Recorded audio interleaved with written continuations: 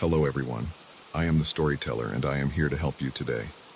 I know you use this video to fall asleep, so before that, like the video and subscribe to the channel. Also, where are you from and what time are you watching? Now get comfortable and relax.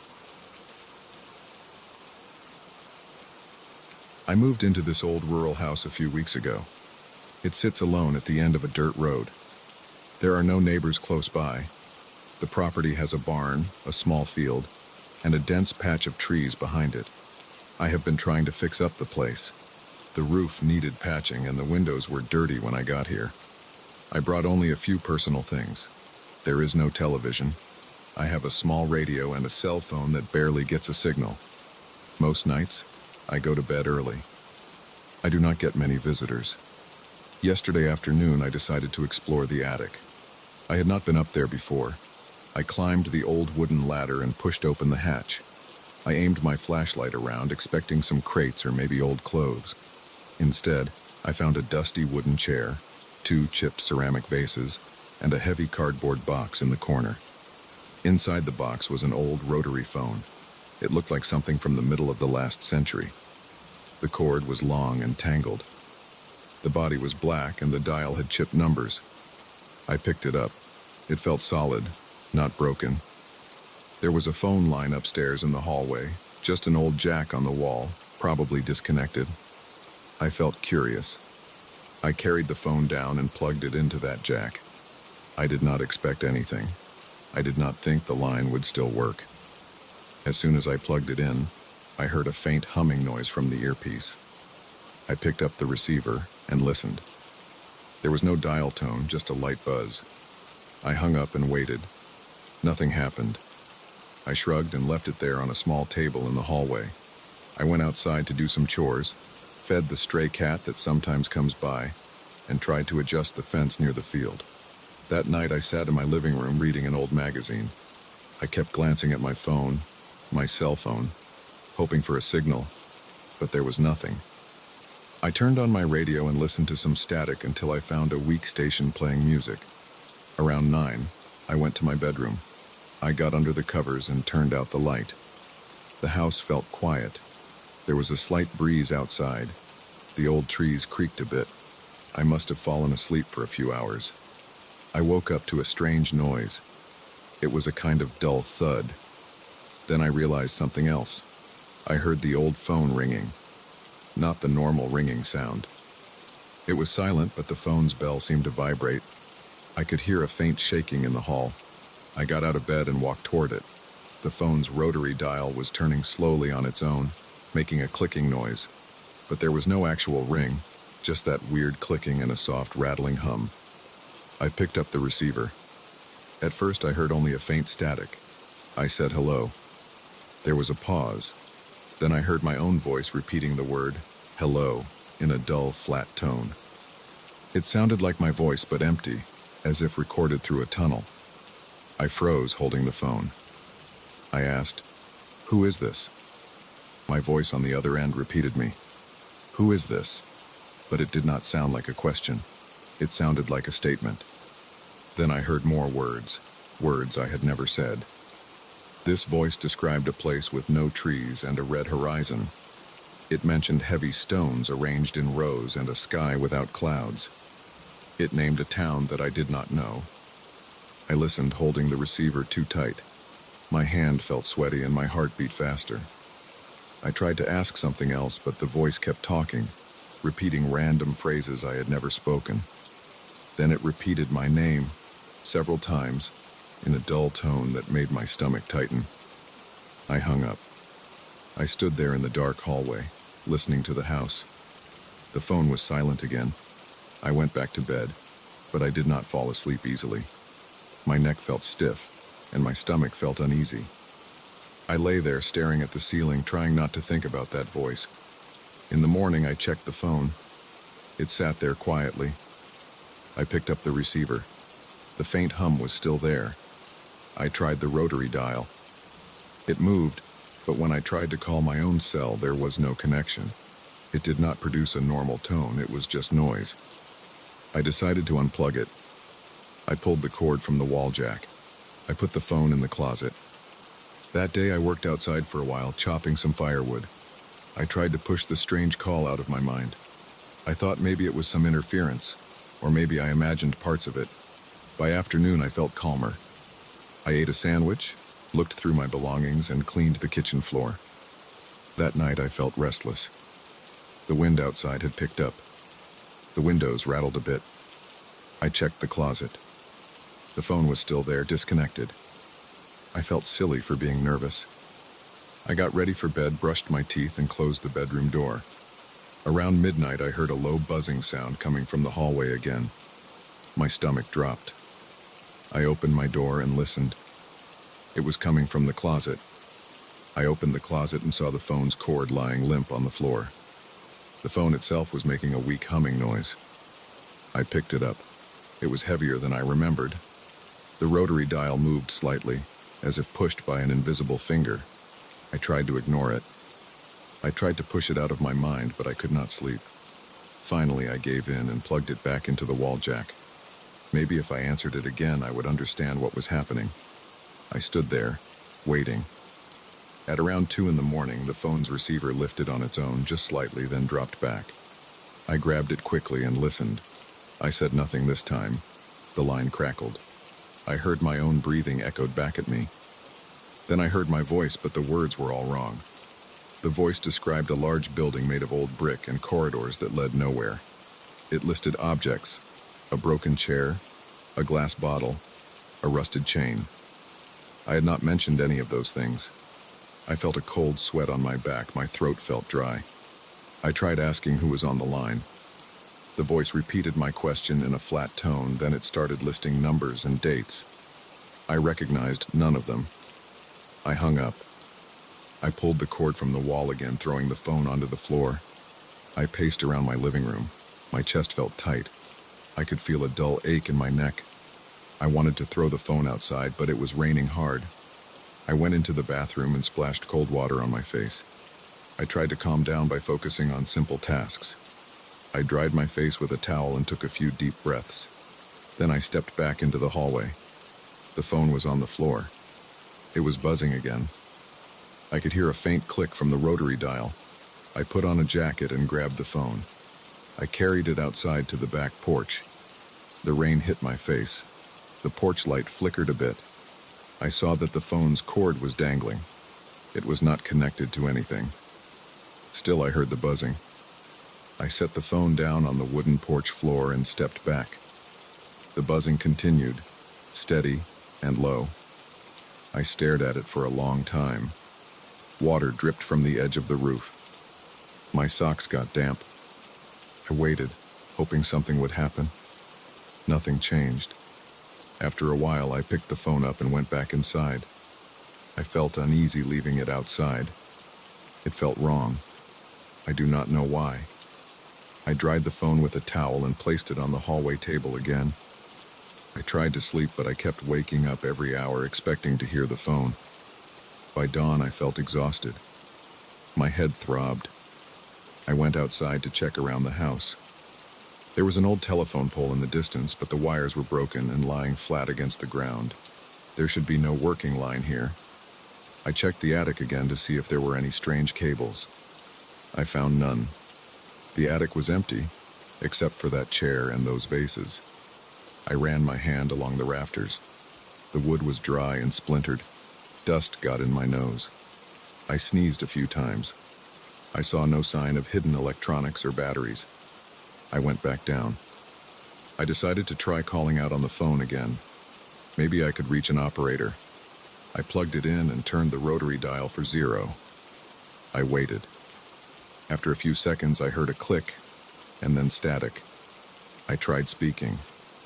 I said I needed to know what was happening. The line hissed. Then I heard my own voice again, but it sounded strained. It said things I never said. It described a wide field with metal poles sticking out of the ground. It mentioned my kitchen door and the color of my jacket. I looked down at my jacket. It was green. I had never mentioned that color while holding the phone. I felt the muscles in my arm tense up. My stomach churned. I hung up again. Over the next few hours, I tried ignoring the phone. I made myself some coffee and ate some crackers. I washed the dishes. The phone stayed quiet. I kept glancing at it. It sat there, cord dangling, silent. I tried using my cell phone. No signal. I went outside and tried walking down the road a bit, holding my cell phone up, hoping for even a single bar. Nothing. The road was muddy from the rain. My boots got dirty. I walked back inside. The house felt stale and tense. The phone made a soft clicking sound as I passed it, like the rotary dial turning a fraction. I grabbed the phone and shook it. It rattled inside. I tried removing the back panel, but the screws were old and rusted. I did not have the right tool. I knocked it against the table a few times. The buzzing got louder. I stopped, worried I might make it worse. I tried wrapping the cord around it to keep it still, but that changed nothing. When evening came, I sat in the kitchen with the lights off. I looked at the phone from across the room. I felt my heart beat faster whenever I thought about answering it again. I tried to convince myself it was just some old interference from a weathered line, some looping signal that picked up my voice and fed it back. But that did not explain the new words and details. I pressed my palms against my thighs, trying to steady my breathing. I listened to the house. The wind had died down. The rain had stopped. The fridge hummed softly.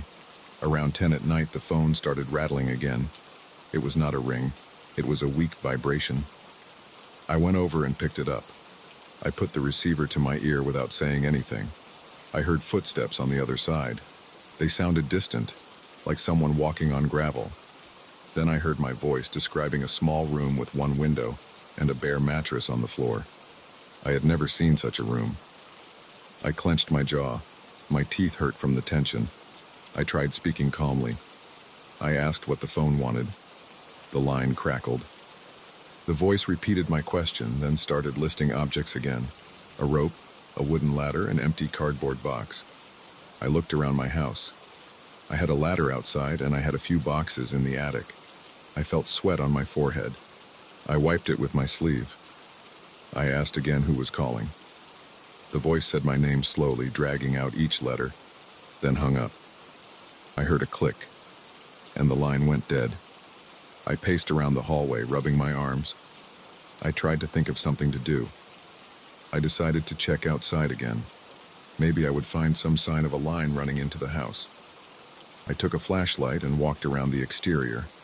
I followed the side of the house and found a cracked metal box where a phone line might have been connected decades ago. Inside the box were frayed wires and spider webs. Nothing that should give a dial tone. I checked the back of the house. Nothing. I shone the flashlight at the telephone pole in the distance. The wires were still on the ground, tangled with weeds. I saw no sign of anyone around. The air felt heavy. My boots sank into soft mud.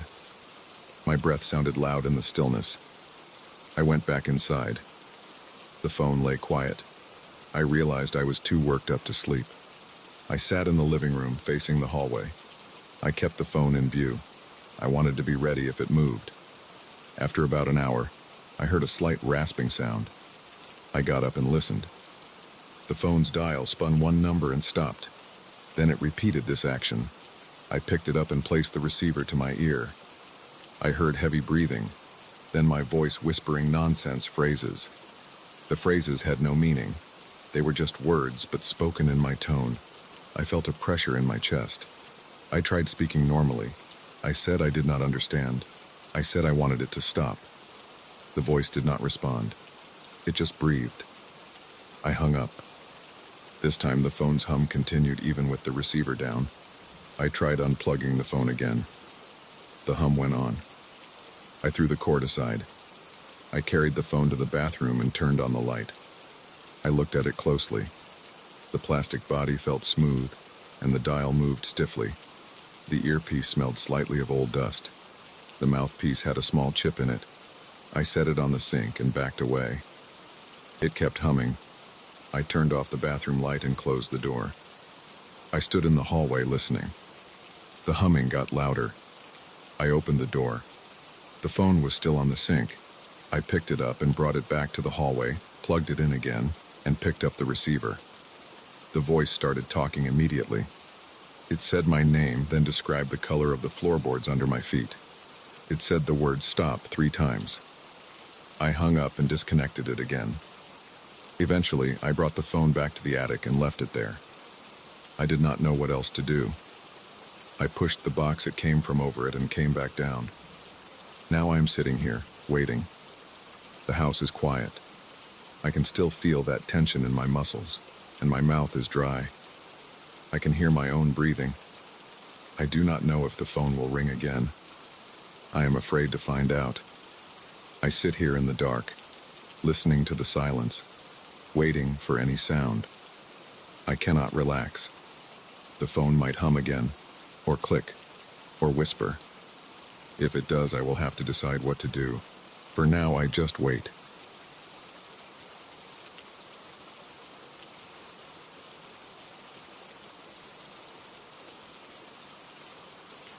I stood in the hallway with my suitcase in hand and my jacket still on.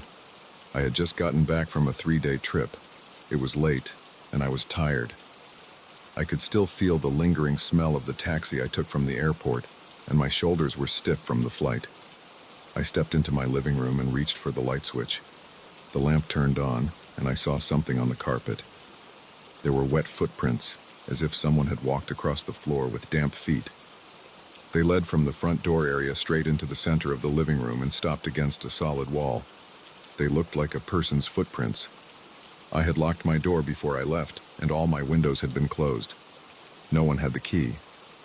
I stood still for a moment. I did not smell anything unusual. The room felt quiet. I touched the carpet near the tracks. It was wet. I touched the wall where they ended. The wall felt cool and smooth. No holes, no cracks. I looked around for any sign of forced entry. Nothing. I checked the windows. All locked. The door was secure. I looked under the couch. Empty. I checked the hallway closet. Nothing there. I felt a slight pressure in my chest. It was late. I was exhausted, and this made no sense. I took off my jacket, hung it by the door, and tried to relax. Maybe I had tracked in some water myself, but I had taken off my shoes outside because of the rain. My socks were dry. I grabbed a towel and dabbed at the footprints. They dried easily. I told myself to forget about it. I had been away and was stressed. I had an early meeting in the morning. I locked my bedroom door behind me before I went to bed. The next morning, the living room carpet was clean. I checked carefully before I left for work. No footprints. I left feeling a bit silly for worrying about it. Work was normal, and I came home at dusk. I ate a frozen dinner, watched some TV, and made sure all doors and windows were locked before showering. I tried to avoid looking at the spot on the carpet where I had found those footprints. Around midnight, I decided to head to bed. I turned off the TV and the living room lights. As I did, I noticed something on the carpet again. New footprints. This time, they came from the direction of the kitchen window and ended near the hallway that led to my bedroom. They looked moist, like someone had stepped in a puddle outside and walked in. I moved closer. These footprints looked different. The shape of the toes seemed longer, as if the person had large, narrow feet. They were bare feet, but not shaped like mine. I checked the kitchen window, locked with no signs of entry. The sink was dry. The floor near the window was dry. Only the footprints on the carpet were wet. I followed them to where they ended. They stopped right at the edge of the hallway. The wall was normal. I turned on every light. I searched every room and closet. I looked behind the couch, under the bed, inside every cabinet. I listened carefully. Nothing. I could hear my own heartbeat. I tried the door handle to my bedroom. It was locked as I had left it. I opened it and stepped inside. The bedroom looked fine. No footprints on the wooden floor there. Everything was exactly as I had left it in the morning. I wiped the footprints with a dry cloth. They came off easily. The carpet was a bit damp, but I didn't see any stain. I stood in the hallway, holding my breath, trying to hear something. I thought I heard a whisper, very soft, like air passing through a small gap. I pressed my ear against the wall where the footprints ended.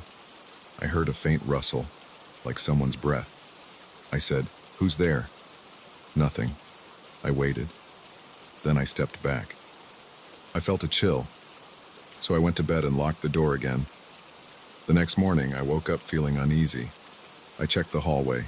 Dry. I went to work and tried to ignore what had happened. When I got home, it was still light outside.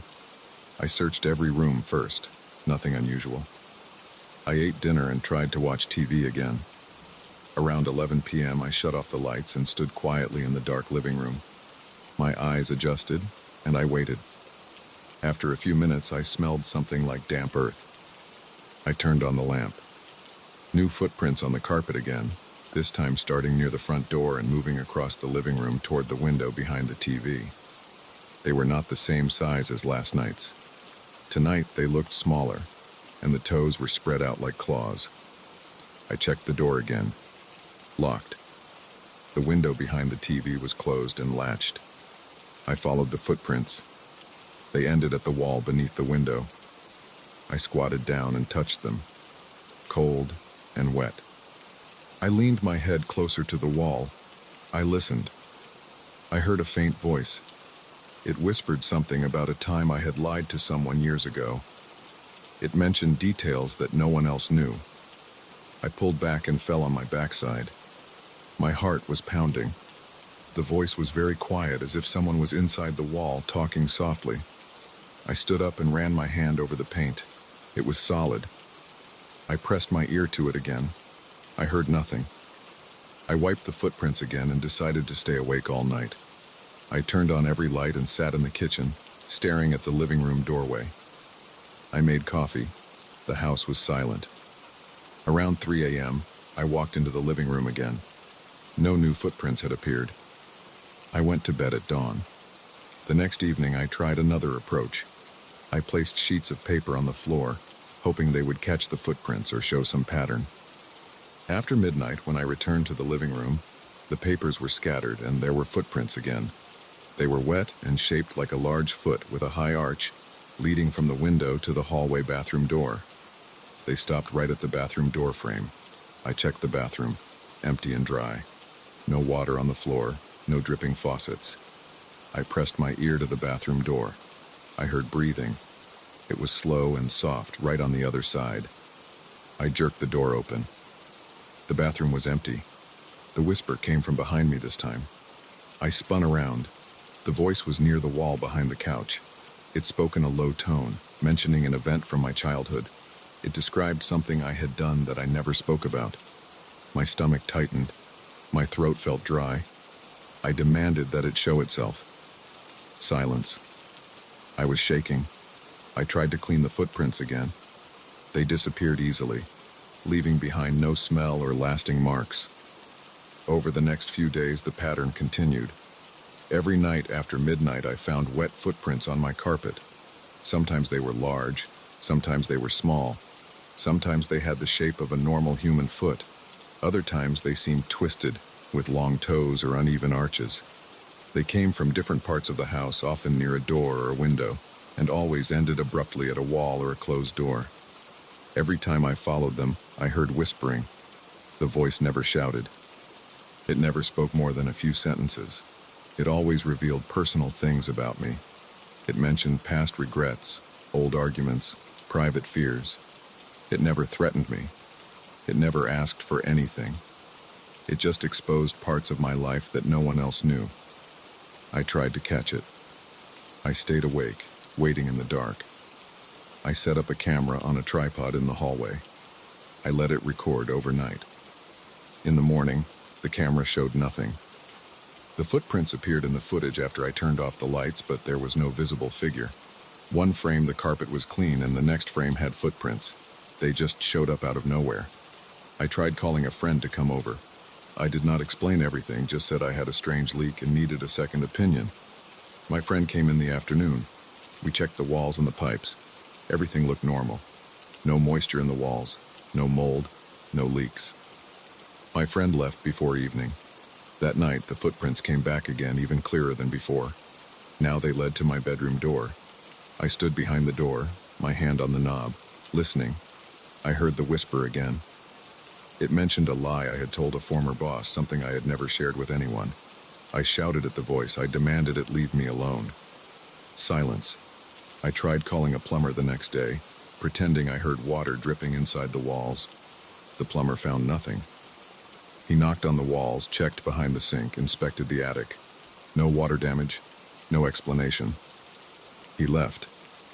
That night, footprints again, leading this time from the back window to the living room sofa. They ended right at the sofa's armrest. I pulled the sofa away from the wall, looking for secret passages. Nothing. I heard the whisper from inside the wall again. It described a conversation I had on the phone once, a private matter. I felt anger rising in my chest. I wanted to find whoever was doing this. I tried banging on the wall with my fist. I shouted. I told it to come out. My knuckles hurt from hitting the wall. No response. I decided to pull up the carpet in one corner. Maybe something was hidden underneath. I rolled it back, saw the concrete floor beneath, dry and clean. I put the carpet back. That night, footprints formed on top of the rolled back section as well. They just appeared on the bare concrete. Wet, cold to the touch, and vanishing after I wiped them. I tried to ignore it. Maybe it would stop if I stopped reacting. I watched TV with the volume high. The footprints appeared anyway. I tried sleeping in my car with the driveway gates locked. In the morning, I entered the house and found fresh footprints on the living room carpet. They always came back. I tried talking to the voice calmly. I asked what it wanted. I asked who it was.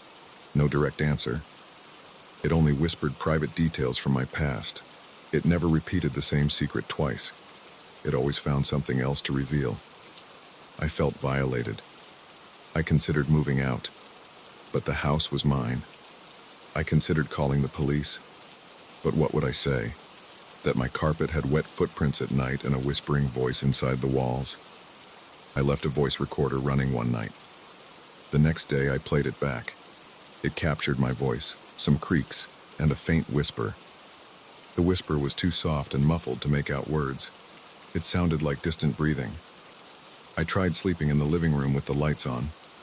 Around 2 a.m., I saw the footprints appear before my eyes. I was staring at the floor. One moment it was empty, and then, as if someone had stepped down from thin air, a wet print formed. Then another, leading away from me to the wall. No figure, no movement in the air, just the prints appearing. I breathed through my mouth, trying not to panic. My hands were shaking, my heart was racing. I stood up and followed them. They ended at the wall near the corner of the room. I leaned in. The whisper was louder now. It said something about a piece of jewelry I had stolen a long time ago. I had never told anyone about that. The voice knew.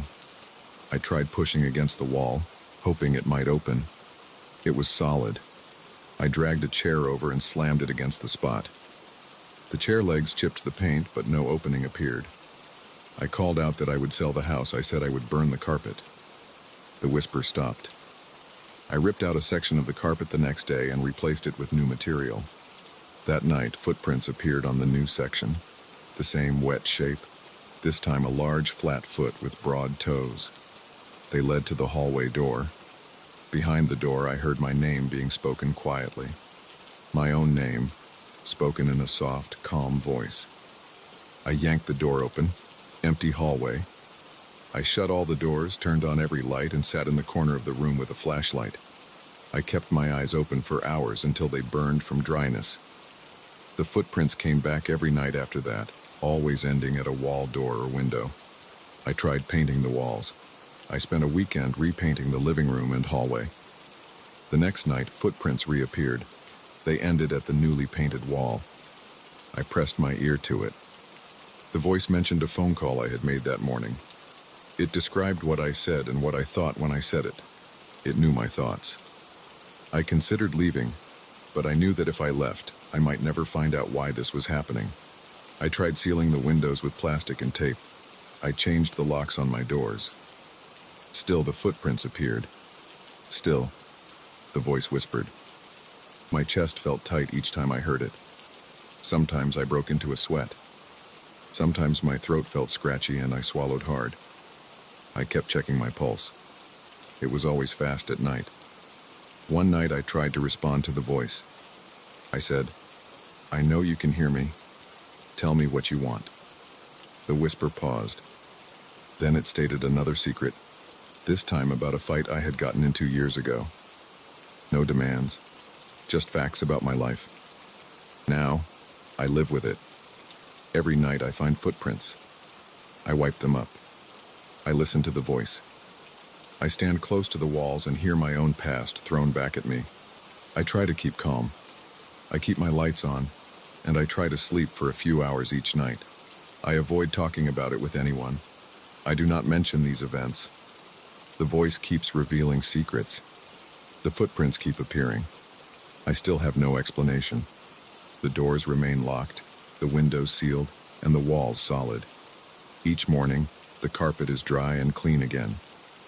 Each night I wait for the wet footprints to show up and the whisper to fill my ears. I cannot stop it, I cannot reason with it. I can only stand there, staring at the floor, waiting for the next set of footprints to lead me to another corner, another door, another whisper telling me something I never shared with anyone.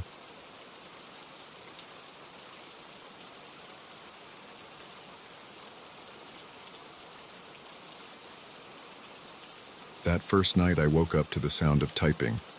It was not a gentle noise. It was crisp, fast and steady. I lay in bed and listened to the clacking of keys. There was no one else in the apartment and I knew I had left the lights off. I felt sweat on my neck. I heard a pause, a shift, then more typing. I stood up, walked toward the small desk where I had placed the old typewriter I bought that afternoon, and saw the keys moving on their own.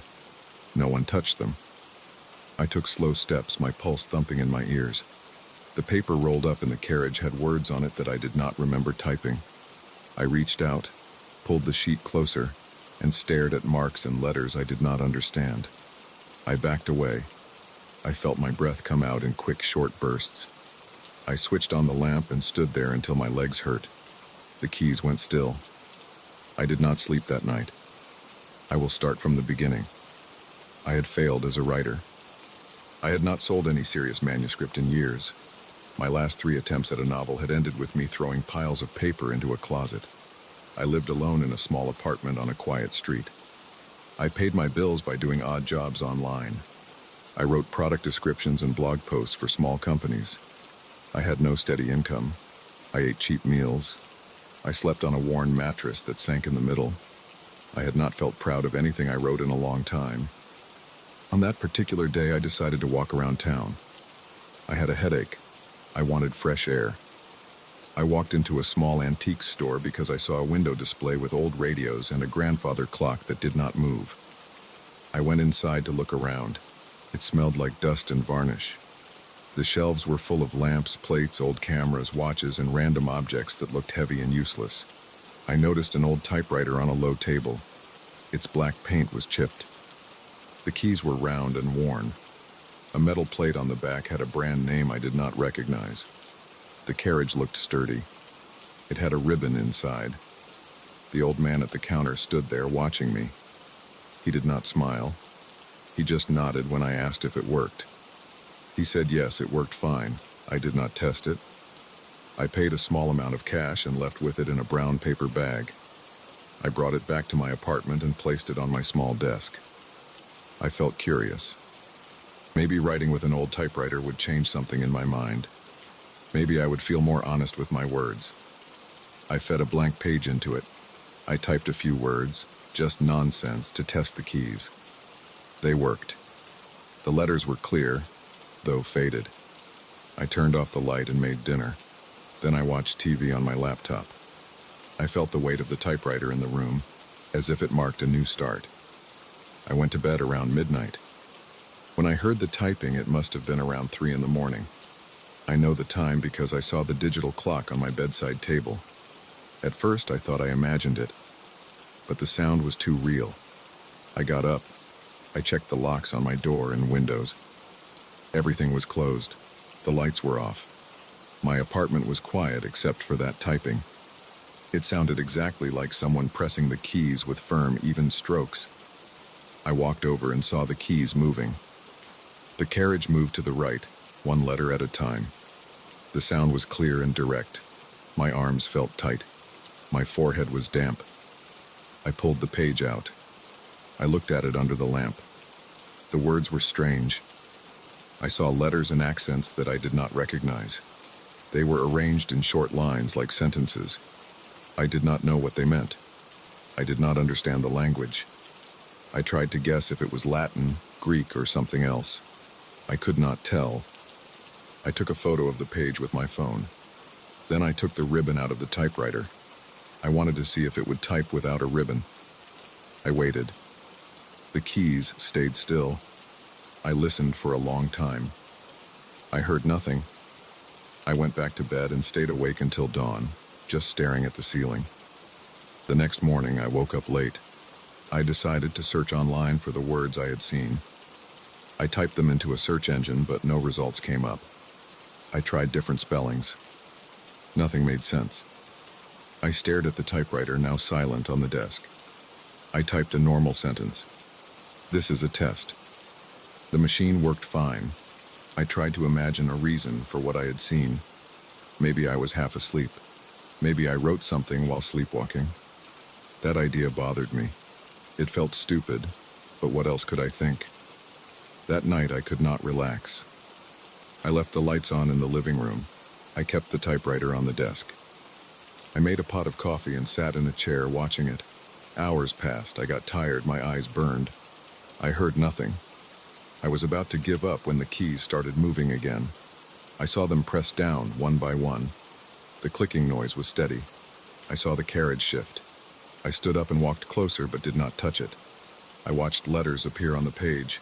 They formed words, short groups of letters with strange marks. I felt my heartbeat in my ears. I held my breath. The typing stopped after about a minute. I pulled out the page. I got another set of words I did not know. The next day, I tried to find someone who could identify the language. I posted a photo in a forum. No one knew what it was. Some said it might not be a real language. I felt frustrated. I spent hours staring at the machine. By the third night, I was exhausted. I fell asleep around midnight.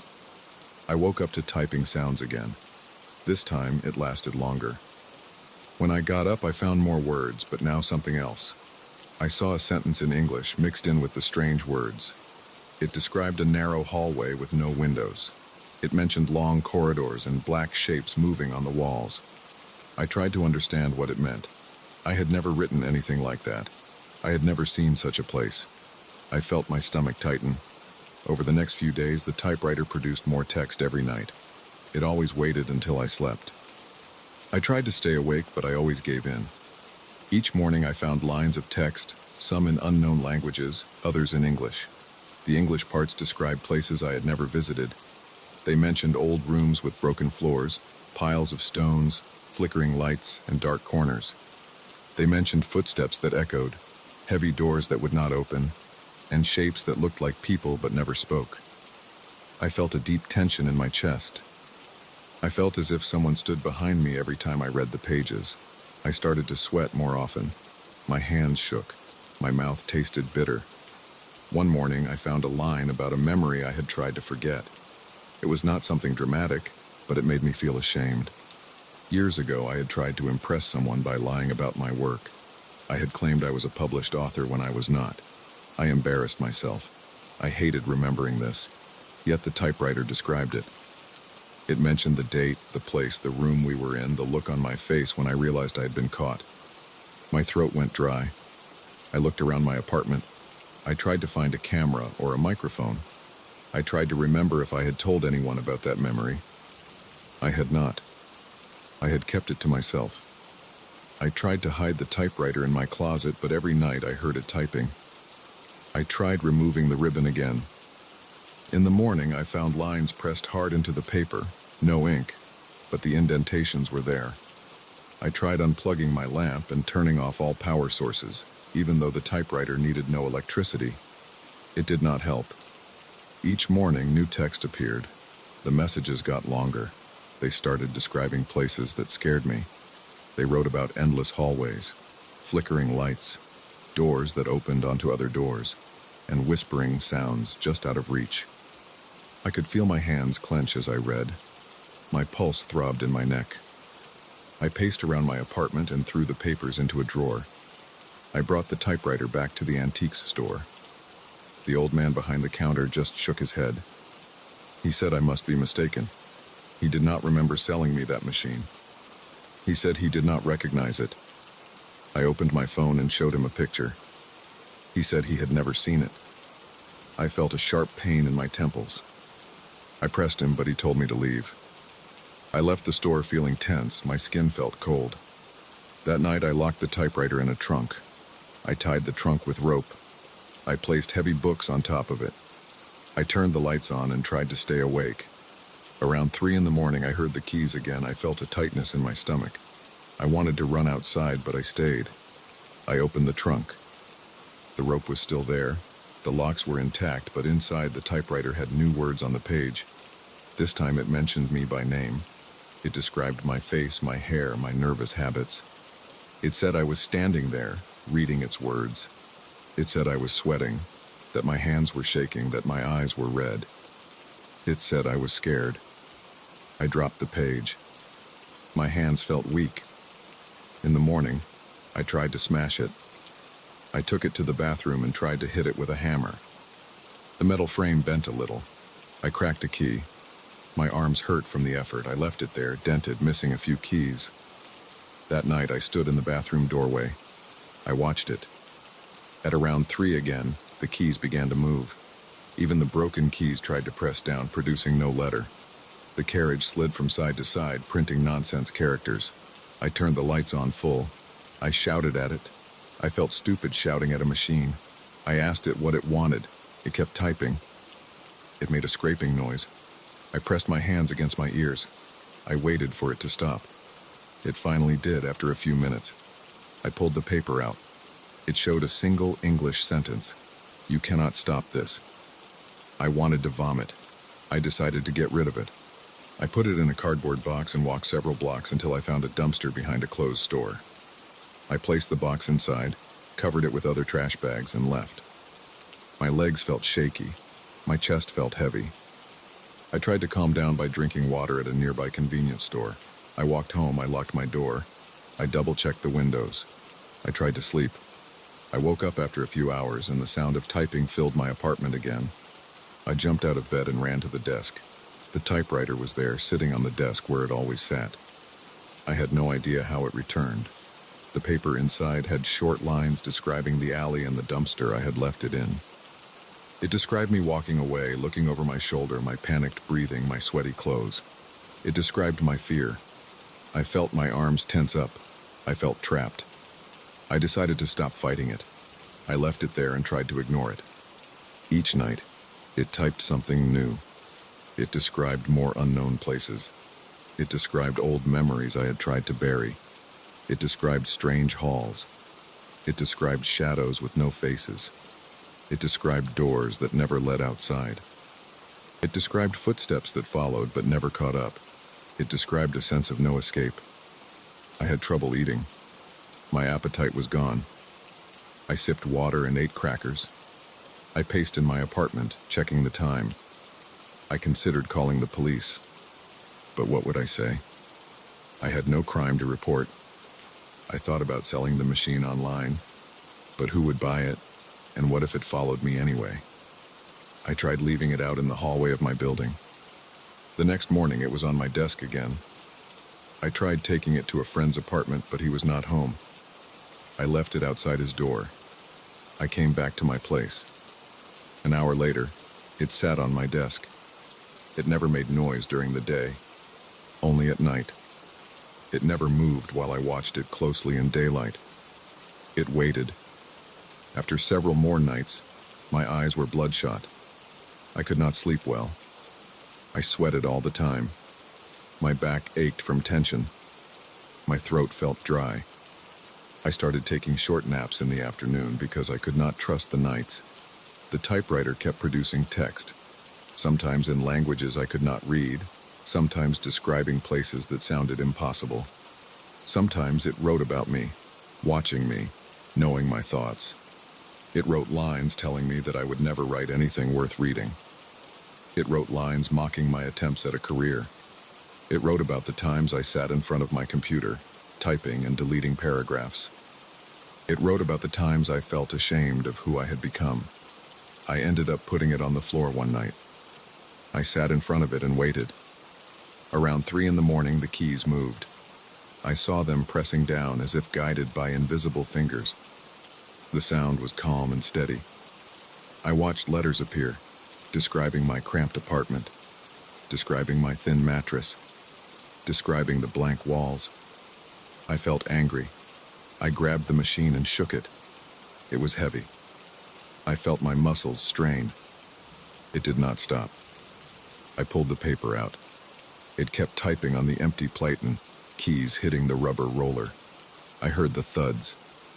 After that, I stopped trying to control it. I tried earplugs. I tried sleeping during the day and going out at night to avoid hearing it. But whenever I returned, more pages waited for me. They piled up on the floor, my trash can filled with them. The machine kept typing about places I had never seen, describing broken bricks, rough concrete, bare light bulbs, stale air, and narrow passages. It described things I could not understand, but it never stopped. My attempts to escape did not matter. My attempts to destroy it did not matter. It continued. I ended up with no other solution.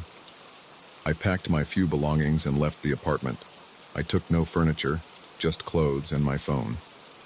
Before I left, I looked back at the typewriter one last time. It sat on my desk, silent, waiting for darkness. I left it behind. I did not want to hear it again. I moved to a new place across the city. I locked my door and tried to sleep that night, telling myself it was over. I woke up at 3 a.m. I heard nothing. I looked around my new place, saw empty walls, boxes on the floor, my own breathing loud in my ears. There was no typewriter. I tried to stay calm. My heart still raced. I waited for any noise. I heard only quiet street sounds outside. I never went back for that machine. I do not know what happened to it. If I ever hear typing at night, I sit up in bed and wait, listening, my back stiff, my hands clenched. So far I have heard nothing, but I do not sleep well. I doubt I ever will.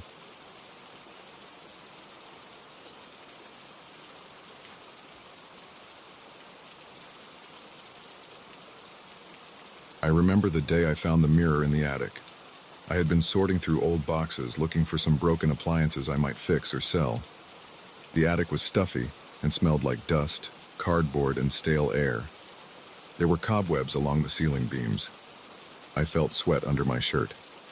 My throat was dry and my eyes stung a little. I was tired and wanted to finish quickly, but I noticed something against the far wall. It was covered by a dirty sheet and leaned at an angle.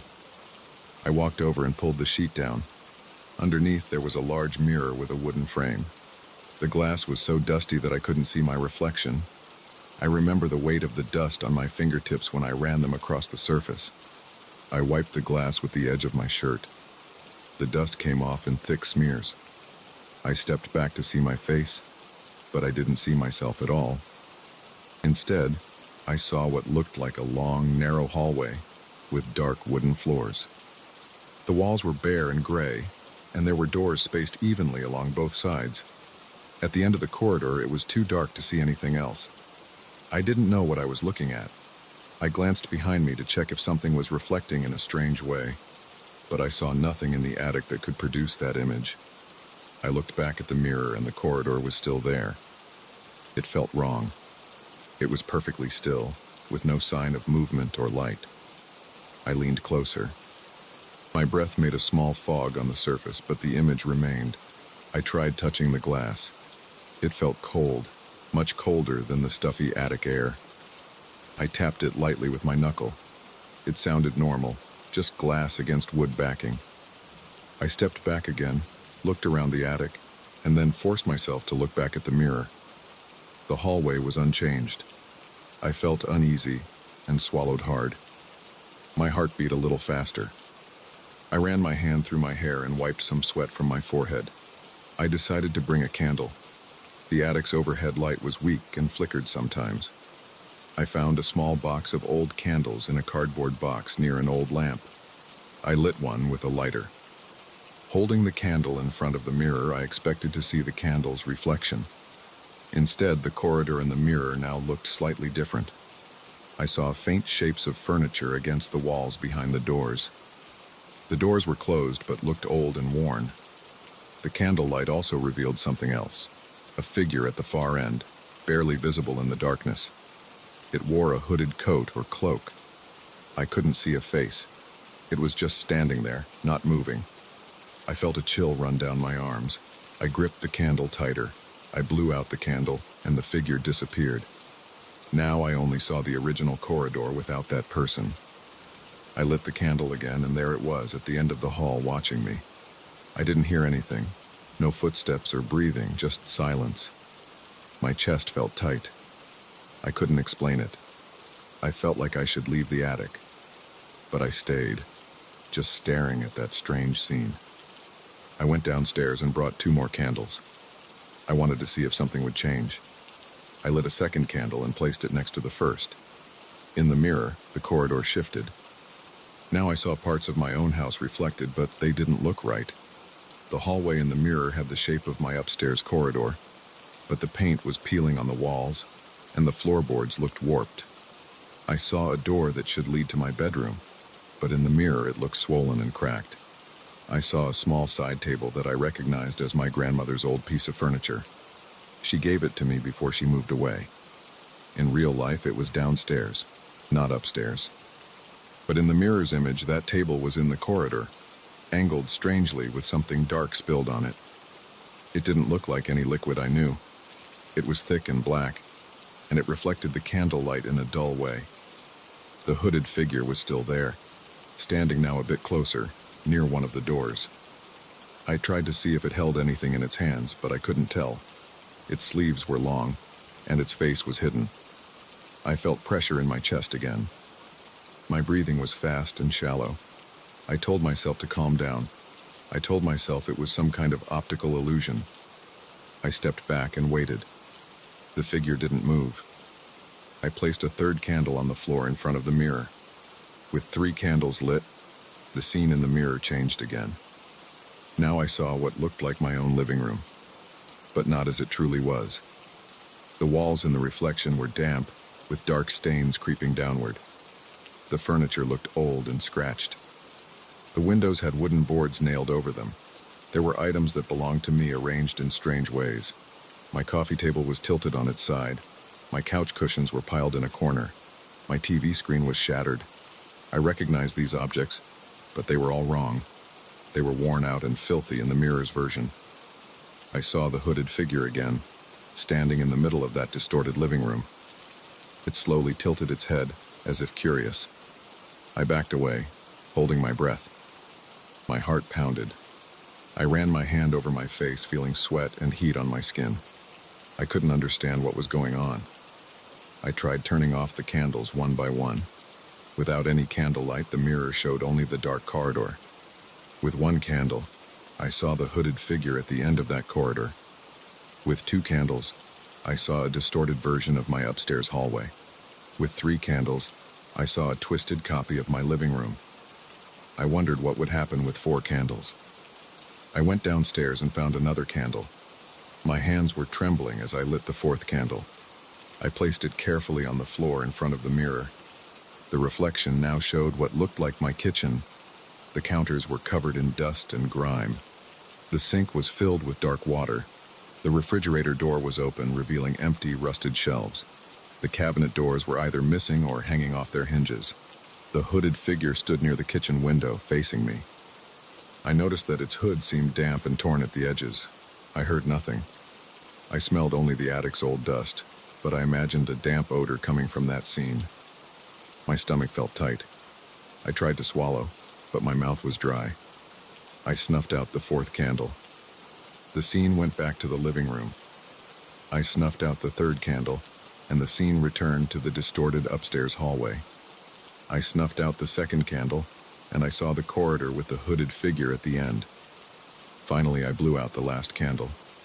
The mirror just showed the original corridor empty and silent. I decided to bring the mirror down from the attic and place it in my bedroom. I wanted to test this more carefully. I wanted to see if the location would change anything.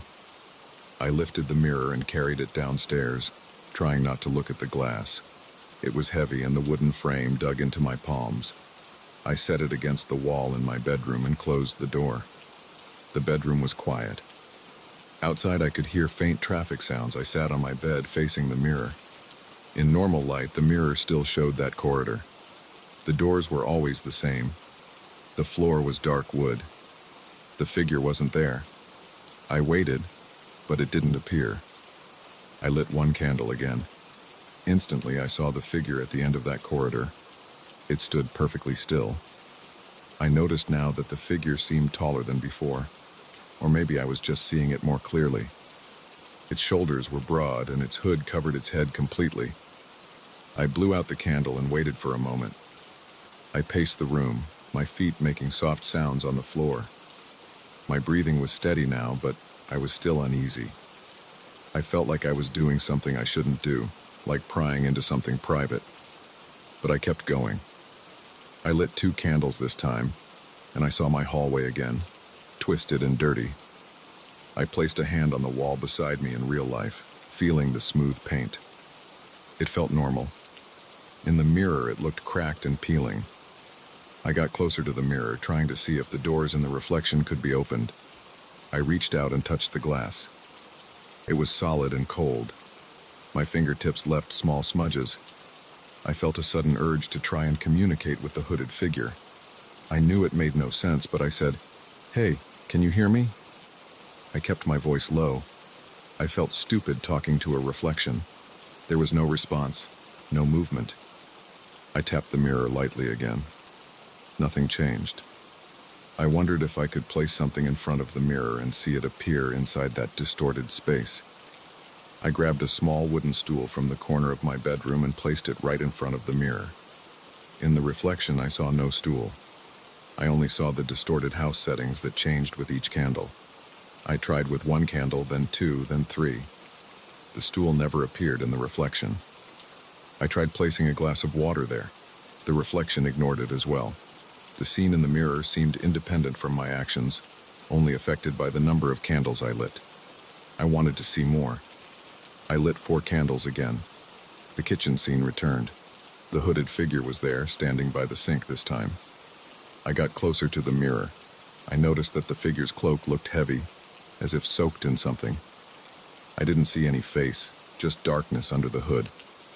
I looked at the countertop in the reflection and saw a long, thin object lying there. It looked like a key made of dark metal. The key had a simple shape, no decoration, just a basic head and shaft. I stared at it for a moment. I wondered if it meant something. I tried to see if the figure was holding a key in any of the other scenes, but I never saw its hands clearly. I started to feel lightheaded. The tension was draining me. I decided to stop for the day. I blew out the candles and leaned the mirror face down against the wall. Without the reflection, I felt more at ease. I went to the bathroom and splashed some cold water on my face. My reflection in the bathroom mirror was normal. I sighed and went to bed. The next morning, I tried to ignore the mirror. I made coffee, checked my emails, and tried to read a newspaper. But my thoughts kept drifting back to that scene. I had to check again. I went back to the bedroom and lifted the mirror upright. The corridor was there. No figure, no movement. I lit 1 candle and saw the figure at the end. I noticed now that it was slightly closer than the first time I saw it. Maybe a step or 2 closer. With 2 candles, the figure was at my distorted hallway's far door. With 3 candles, it was near my couch in the twisted living room. With 4 candles, it was by my sink in the dark kitchen. Each time I added a candle, it got closer, moving through these different rooms that looked like my home but ruined and abandoned. I decided to try 5 candles. I went back to the attic and found a 5th candle. I lit them all carefully, one by one, placing them in a line on the floor in front of the mirror. With 5 candles burning, the reflection changed again. Now I saw my basement, a place I rarely visit. It looked wet and smelled damp even in my imagination. The walls were rough stone and the floor had puddles. The hooded figure stood in the center. Its hood was tilted back slightly, but I still saw no face. It raised one hand, pointing at something. I followed the direction of that hand and saw a door in the back corner of the basement. I recognized that door. It led to a storage room where I keep old tools. But in the reflection, the door looked reinforced with metal bars. The figure was pointing right at it. My stomach tightened. I felt sweat forming on my neck. My heart thumped. I didn't like this. I blew out the 5th candle. The scene went back to the kitchen. I blew out the 4th. Back to the living room.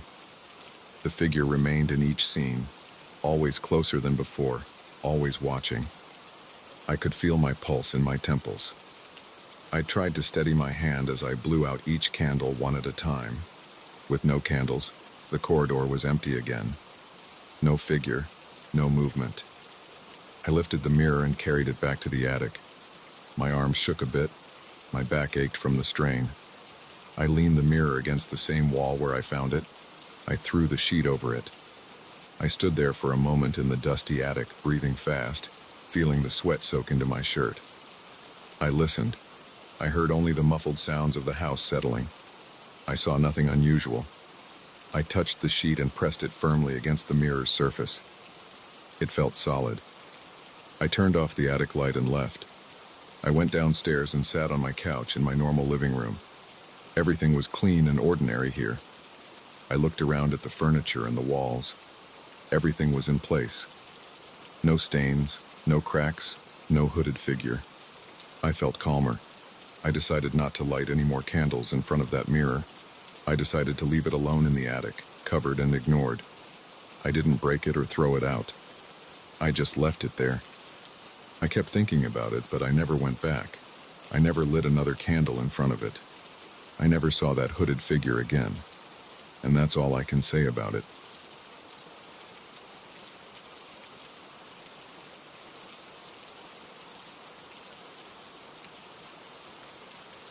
I still remember the first time I saw that old elevator door in the basement.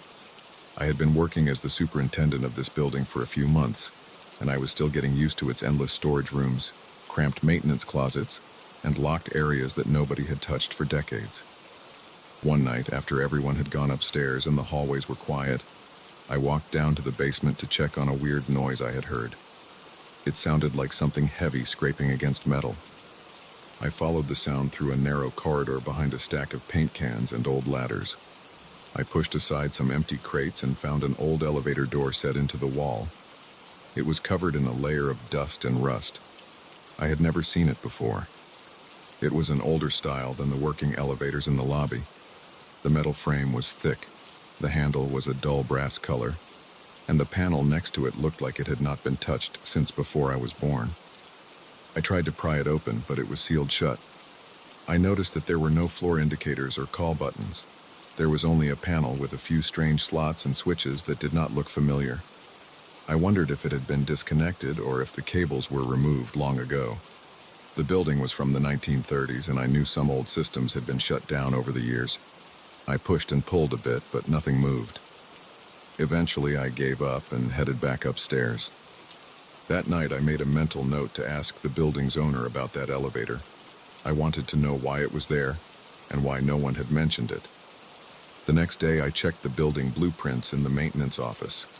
They were old prints, yellowed from age. I saw that the elevator in the basement was listed as Freight Elevator B.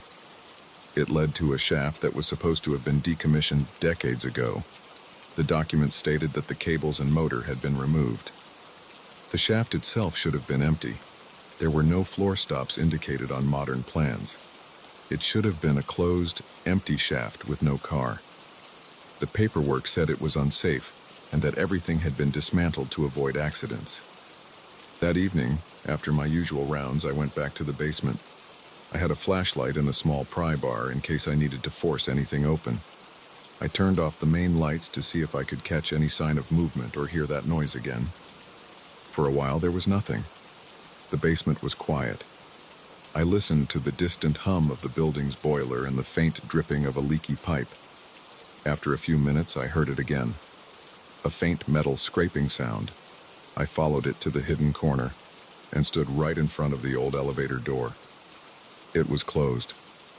The sound grew louder, and I saw the door shudder as if something behind it was pushing. I felt my heartbeat get heavier. My palms were damp. I reached out and touched the handle. It was cold. Without me pulling, the door suddenly slid open. Inside was a dark elevator car. There were no lights on inside, just darkness and the faint outline of the interior walls.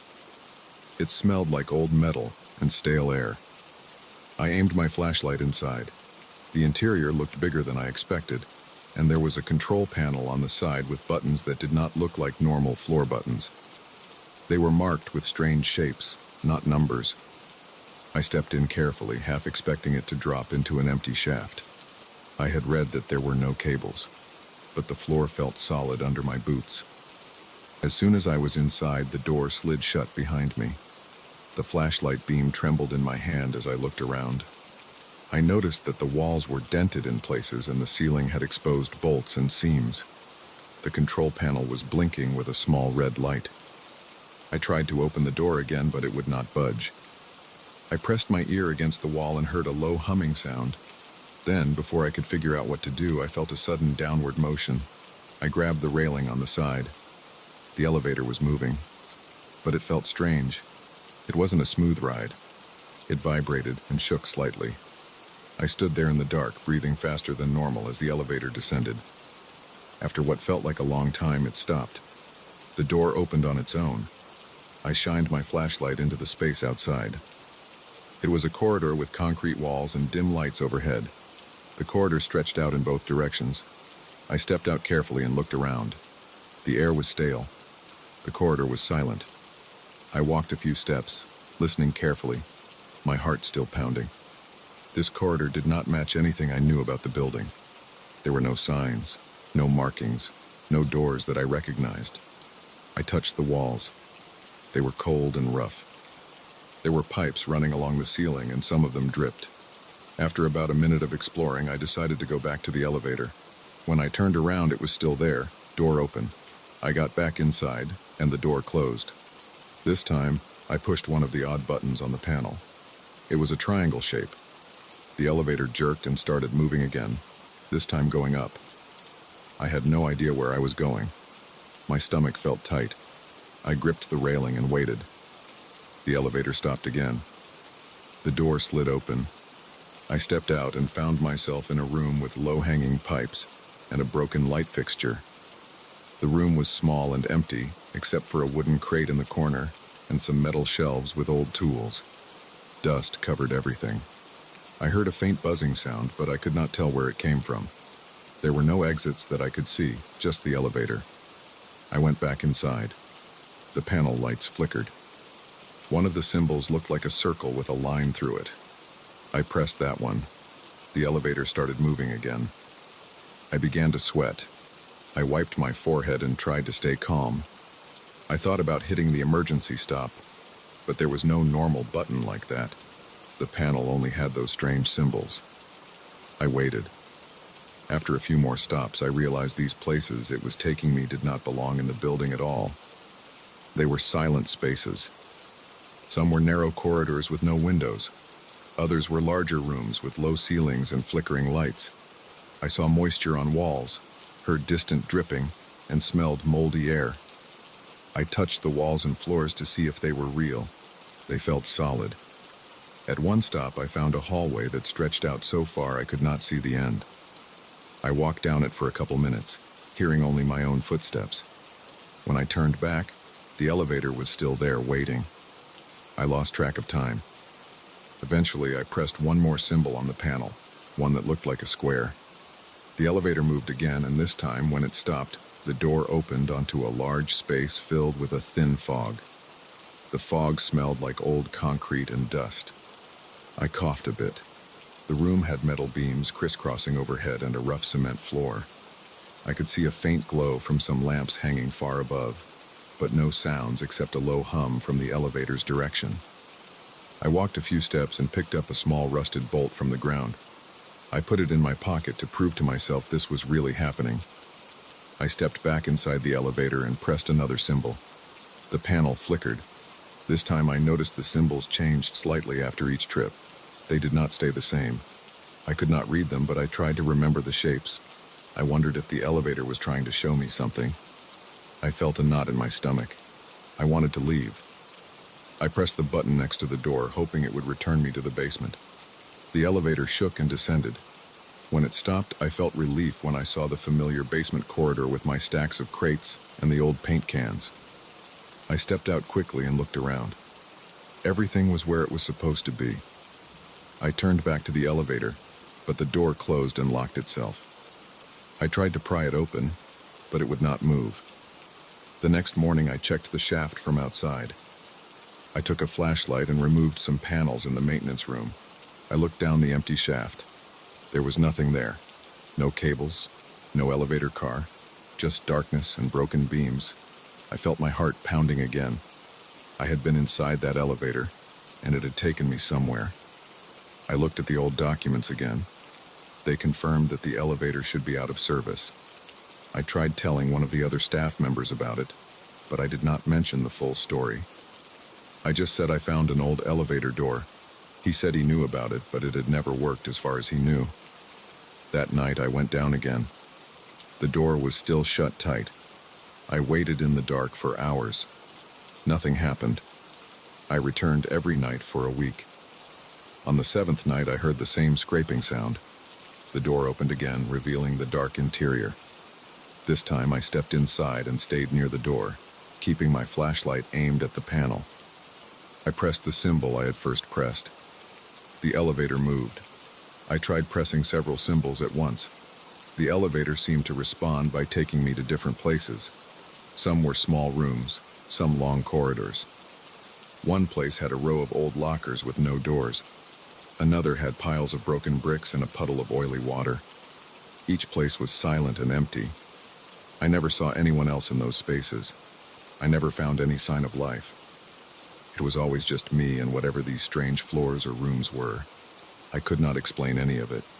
The atmosphere in those places made my hair stand on end. My stomach felt tight every time I stepped out. I constantly worried that the elevator might leave me behind. But every time when I turned around, it was there with the door open. The elevator never trapped me outside. Eventually, I tried to bring a camera. I carried a small digital camera in my jacket pocket and took photos of what I saw. But when I checked the camera later, the images were just black or corrupted. I tried to mark the walls with chalk. The marks vanished when I returned. I took notes of the symbol sequences on paper. The next night, the panel showed different symbols. I started to wonder if the elevator recognized me. I had no proof of that. I did not want to think about anything beyond the facts. All I knew was that I could enter it at night and it would take me somewhere underground or somewhere that felt disconnected from the building I knew. The places had no labels, no signs, no people. Everything was damp, old, and silent. The air always felt heavier there. My feet felt sore after walking through those halls. I tried to bring a coworker down there one night. I asked him to wait in the corridor while I tried to open the elevator door. He stood there confused while I pushed and pulled at the handle. It stayed shut. There was no sound and no sign of movement. After a few minutes, he laughed nervously and told me to stop messing around. When he left, I stayed behind and waited. 2 hours later, I heard the scraping and the door opened for me alone. I realized that it only worked when I was alone. I decided to stop telling anyone about it. I just kept going in, night after night, trying to understand the pattern. I pressed different combinations of symbols. I wrote down what I saw. I tried to map the corridors, counting steps and turns. The layouts never stayed consistent. One night, a certain sequence of buttons led me to a corridor with a broken sign on the floor. The next night, the same sequence led me to a large empty hall with a concrete pillar in the middle. Each time, I checked the camera. Each time, no usable photos. I tried recording audio with my phone. The files just had static and some low humming noises, nothing recognizable. My body reacted strongly each time I entered. My mouth went dry. My hands shook. My chest felt tight. Even so, I kept going back. I wanted to find something concrete, maybe a clue or a piece of machinery I could remove and show to someone. But every time I took something, like a rusty bolt or a small metal clamp, it would vanish when I returned to my apartment. I checked my pockets carefully, but the items were gone. It was as if nothing I brought back stayed real. I began to think of the elevator simply as a strange feature of this old building. I had a job to do, and it was just one more bizarre thing I had discovered here. I could not fix it, nor could I explain it. The elevator did not harm me. It did not threaten me. It only showed me these strange floors and corridors. Sometimes I stayed for several minutes, walking quietly, listening for any sounds. I never found anything living. I never felt a breeze or fresh air. Everything was always still. Over time, I learned the feeling of when the door would open. I could sense when the metal scraping would begin. It happened at random nights, never on a strict schedule. Sometimes weeks passed without any sign of it. Then one night, I would go down, and there it would be again. Door open, waiting. When I stepped inside, I knew it would move. I did not know where it would take me.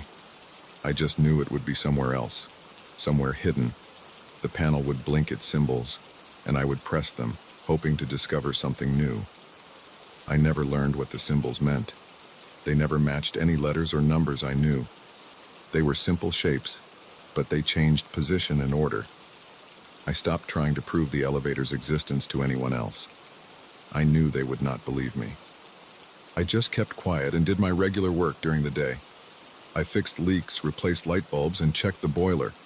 I dealt with tenants' complaints and tried to keep the old building running. At night, when I was alone, I sometimes ventured down to the basement and waited in the darkness. If I heard the scraping, I would enter the elevator again and take another trip. I never discovered the truth about it. I never found a final room or a final clue.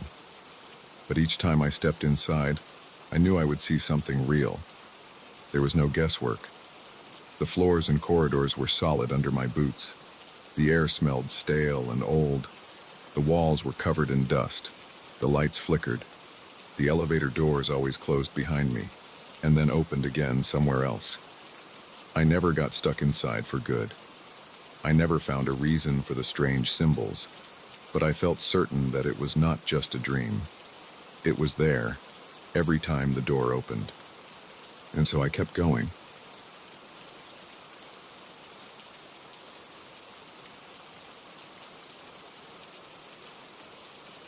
I remember the first time I noticed the door. It was about 2 weeks after I moved in. I was alone, late at night, sitting on my old mattress on the floor. I had nothing but a mattress, a single table, and a metal folding chair. No couch, no shelves, no TV. The place was silent except for the hum of the refrigerator. I got up, walked through the small hallway, and saw the door at the end of it. There should have only been a blank wall there. The floor plan was clear. The apartment had 1 bedroom, 1 bathroom, 1 kitchen, and a small living area. No storage rooms, no extra doors. But there it was, an old wooden door with chipped paint. Its handle was old brass. It looked sturdy. I tried it that first night. It was locked. I didn't think much of it at the time. I assumed I made some mistake reading the floor plan. Maybe it was a maintenance closet. The landlord hadn't said anything, but I hadn't asked. I went back to my mattress, lay down, and tried to sleep. That night I heard something. Around 3 a.m. I woke up thirsty. The apartment was dark. I got a glass of water and stood in the kitchen. I heard a voice. It was muffled, not loud. It sounded like it was behind a wall or a thick door. I walked toward the hallway. The voice was coming from behind that strange door. I could hear my name. It said my name clearly, as if someone stood on the other side. I got close and pressed my ear against the wood. The voice was male, soft, calm, but the words weren't polite. It mentioned that I left my dirty plate in the sink again. It said I always procrastinate at work. It said I never call my older sister back when she texts me. It started listing things I regretted not doing. Small things, like not cleaning the bathroom mirror or leaving a light bulb burnt out in the hallway fixture for days. I stood there with my ear against the door. My heart was pounding and my throat went dry. I said nothing. The voice didn't stop. It kept talking, mentioning details of my life that no one else should know. I backed away slowly. I felt the hair on the back of my neck stand up. I didn't open the door. I couldn't. I walked back to the mattress, lay down, and pulled the blanket over my head. I didn't sleep well that night. The next morning I examined the door again. The handle wouldn't turn. I couldn't push it open. There was no keyhole, just a handle that didn't move. I knocked on the wood. It sounded solid. I pressed my ear against it. Silence. No voice. It was broad daylight. Nothing was strange, except the door itself. I checked the apartment plans on my phone. I had a digital copy. According to that, there should be nothing there, just a solid wall. I walked outside into the hallway, checked the outer wall. The building's layout didn't allow for an extra room. It made no sense. That night, around the same time, 3 a.m., the voice came again. I was half asleep, but I heard it say my name. I opened my eyes. The apartment was dark. I felt sweat under my arms. I got up carefully and stepped into the hallway. The door was closed like before. I put my ear against it. The voice was there, muffled. It commented on how I wasted my weekend doing nothing. It reminded me of an old friend I never called back after I moved. It said I was a coward, always avoiding my problems. I whispered, "Who are you?" The voice stopped. For a few seconds, no sound. Then it said my name again calmly and told me I was talking too quietly. It said it couldn't hear me well. I asked again, louder, "Who are you?" It did not answer directly. It laughed softly and said I would never open the door. I said the door wouldn't open. The voice said I wasn't trying hard enough. I tried forcing the handle. I yanked it, pulled it, pushed my shoulder against the door. It didn't budge. I felt panic. My heart was racing, my hands were shaking. I said, "Leave me alone." The voice laughed again. I stepped back, breathing fast. I turned on all the lights in my apartment, even though they were just a few ceiling bulbs. I sat on my folding chair in the living area and stared down the hallway. The door looked normal, just a closed door, but behind it was someone, or something. I couldn't deny that. Over the next few days, I ignored the situation. I tried acting like everything was fine. I went to work. I said hello to my coworkers, typed up my reports, ate lunch alone, and came back home. In the evenings, I ate simple meals, microwave dinners. I had no TV, so I spent time on my phone. I tried to read news articles. Everything felt tense. I kept looking at the hallway. I avoided going near that door at night. I even tried sleeping with earplugs. But every morning I woke up feeling exhausted and nervous. After 3 more nights of hearing the voice, I decided to try something else. One afternoon I called a locksmith. I told him I had a door that wouldn't open. I didn't mention anything else. He showed up around 4 p.m. He was a tall guy with rough hands. He tried the handle, frowned, and said it was strange. There was no visible lock. He asked if I had a key. I said no.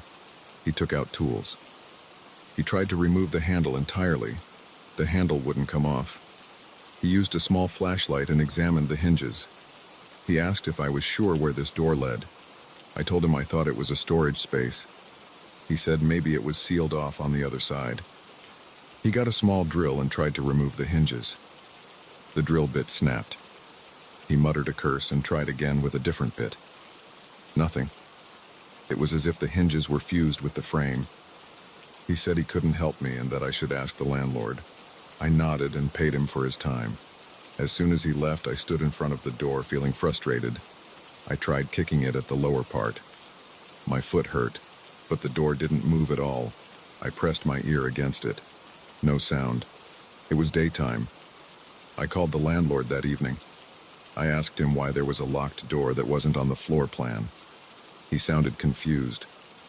He said the apartment only had one bedroom door and one bathroom door, plus the front door. He asked if I was joking. I said no, I was serious. He said he would come by the next morning. The landlord arrived at about 10 a.m. the next day. He was a short man with a tired face. He followed me into the hallway and I pointed at the door. He looked surprised. He said he had never seen this before. He swore that wasn't there when he rented me the place. I said it's been there since I moved in. He tried the handle. Nothing. He knocked on the wood. Solid. He said he had no explanation. He said he would check old records and get back to me. He left with a puzzled look. He never got back to me. That night, the voice returned. Same time, 3 a.m. I was awake this time, lying on my mattress, staring at the ceiling. My stomach felt tight. My heart was beating fast even before the voice started. When it did, I jumped up and walked straight to the door. I shouted, "Tell me who you are." The voice answered right away. It said it knew I tried to get a locksmith.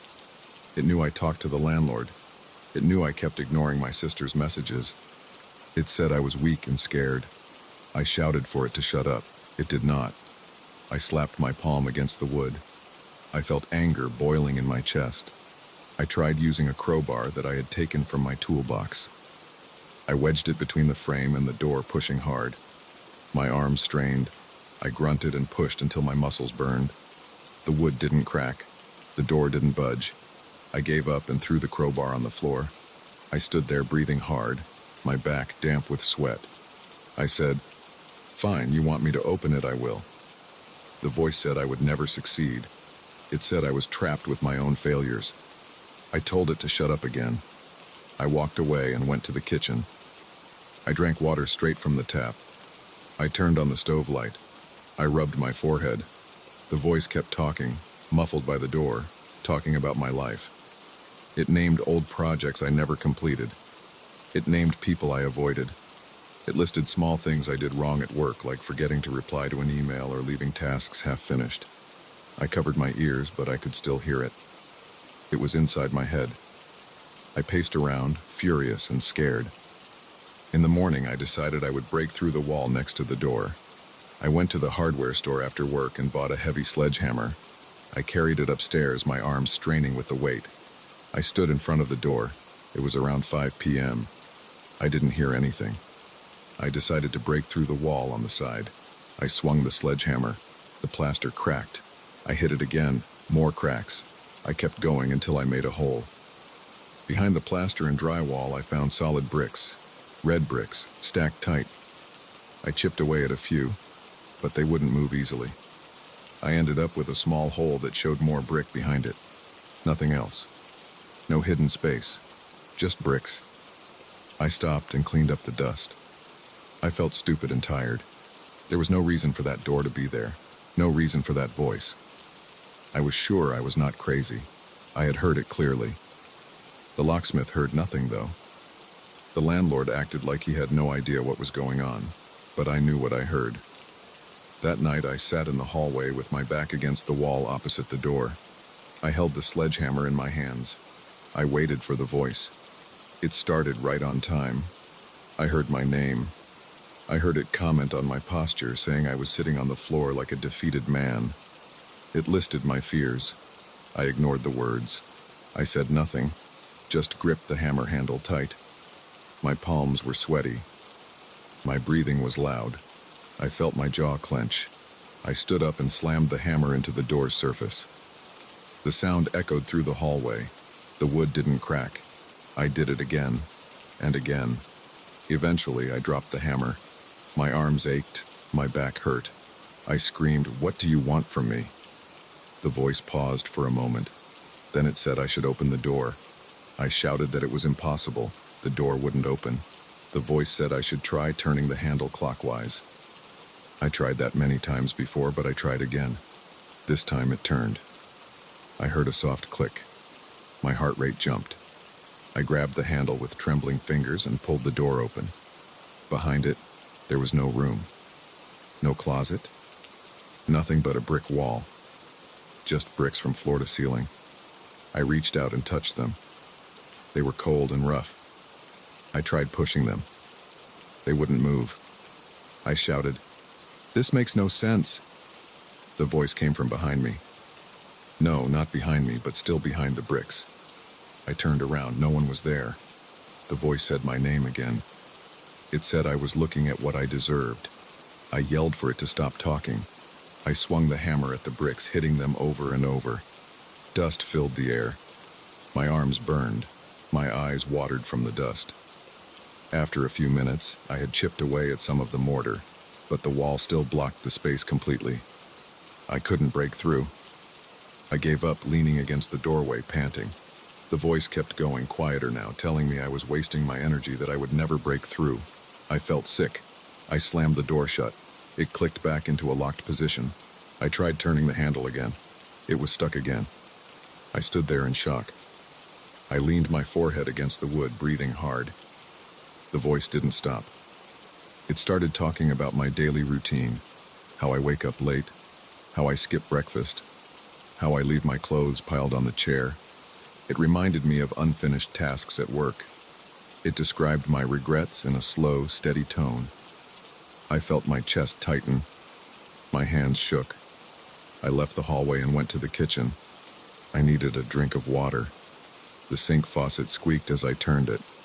I drank until my stomach felt heavy. I stood there, staring at my reflection in the dark window. I tried to calm down. I thought about leaving the apartment for good. Maybe find a new place, but this is the only place I can afford right now. I have no other option. That night I lay on the mattress, staring at the ceiling. I kept the lights on. The voice never stopped. It spoke softly, as if sitting right beside my bed. I could hear every word. I tried covering my ears with the pillow. I could still hear it. It wasn't about the door anymore. It was about me, about my habits, about my fears.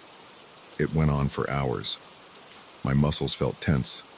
My neck hurt. My head throbbed. I shifted positions on the mattress, kicking off the blanket. I got up and paced around, hoping the voice would stop if I moved. It didn't. I approached the door once more, barefoot on the cold floor. I said, I opened the door and saw nothing. What more do you want? The voice answered, saying it wanted nothing. It said it was always going to be there. I asked it to leave me alone. The voice said it never would. I pressed my forehead against the door. It felt solid and cold. I knocked once. No response except the voice continuing its steady talk. It didn't raise its tone. It didn't laugh anymore. It just talked, pointing out small details of my life, reminding me of things I never fixed or never changed. I felt a knot in my stomach. I tried turning the handle again. Still locked. I asked, "Are you inside the wall?" No answer to that. Just more talk about me. I rubbed my eyes, took a deep breath, and returned to my mattress. I sat on the edge, elbows on my knees, staring at the blank wall in front of me. I listened to the voice until morning. It never got tired. It never paused for long. It was like a constant presence, feeding on my frustration and confusion. By sunrise, I decided to just live with it. I had no solution. I couldn't break the door. I couldn't open the wall. I couldn't explain it to anyone without sounding crazy. I got dressed for work, ignoring the voice. I washed my face in the bathroom sink, feeling the cold water on my skin. I dried off with a towel and stepped into my shoes. The voice kept talking in the background. I locked my front door, walked down the hall, and took the elevator. Outside, the world was normal. Cars passed by, people headed to work, shops opened. My apartment was the only place with that impossible door and that muffled voice. I went to work trying to push it out of my mind, but I knew it would be there waiting for me that night, still behind that door, still talking, still calling my name.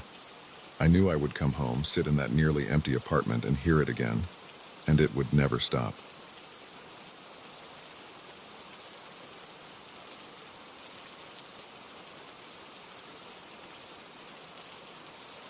I got this old wall clock a few weeks ago from a relative who passed it on to me when they cleared out some family belongings.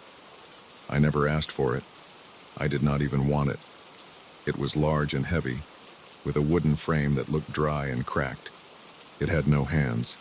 There was only a face with some faint markings and a sheet of glass over it. I thought it was useless. I hung it on the living room wall because I did not know where else to put it. I did not want to store it in my bedroom. It had an unsettling look, and it smelled a bit like dust and old varnish.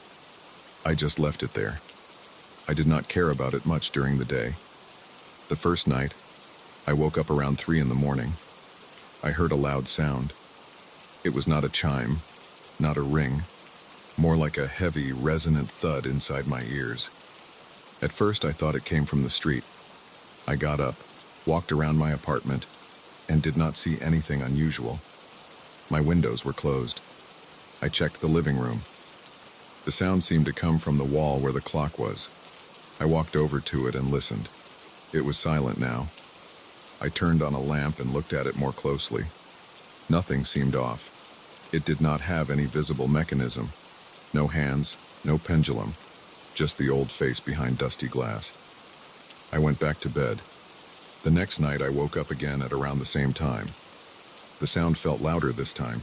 It felt like a deep vibration moving through my skull. I got up feeling irritated and slightly uneasy. I went to the living room. The clock was still hanging there. As I approached it, I noticed something strange. There was a faint glow behind the glass. I leaned in, trying to see what was inside. I saw blurry shapes. They looked like furniture, but not like mine. I saw chairs that seemed suspended in midair. I saw a table turned sideways and a shelf that looked warped. I blinked a few times. The images were faint, but they were there. I backed away. My heart was pounding.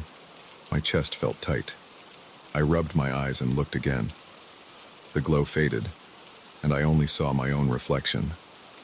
I stood there for a while, breathing fast, feeling confused and tense.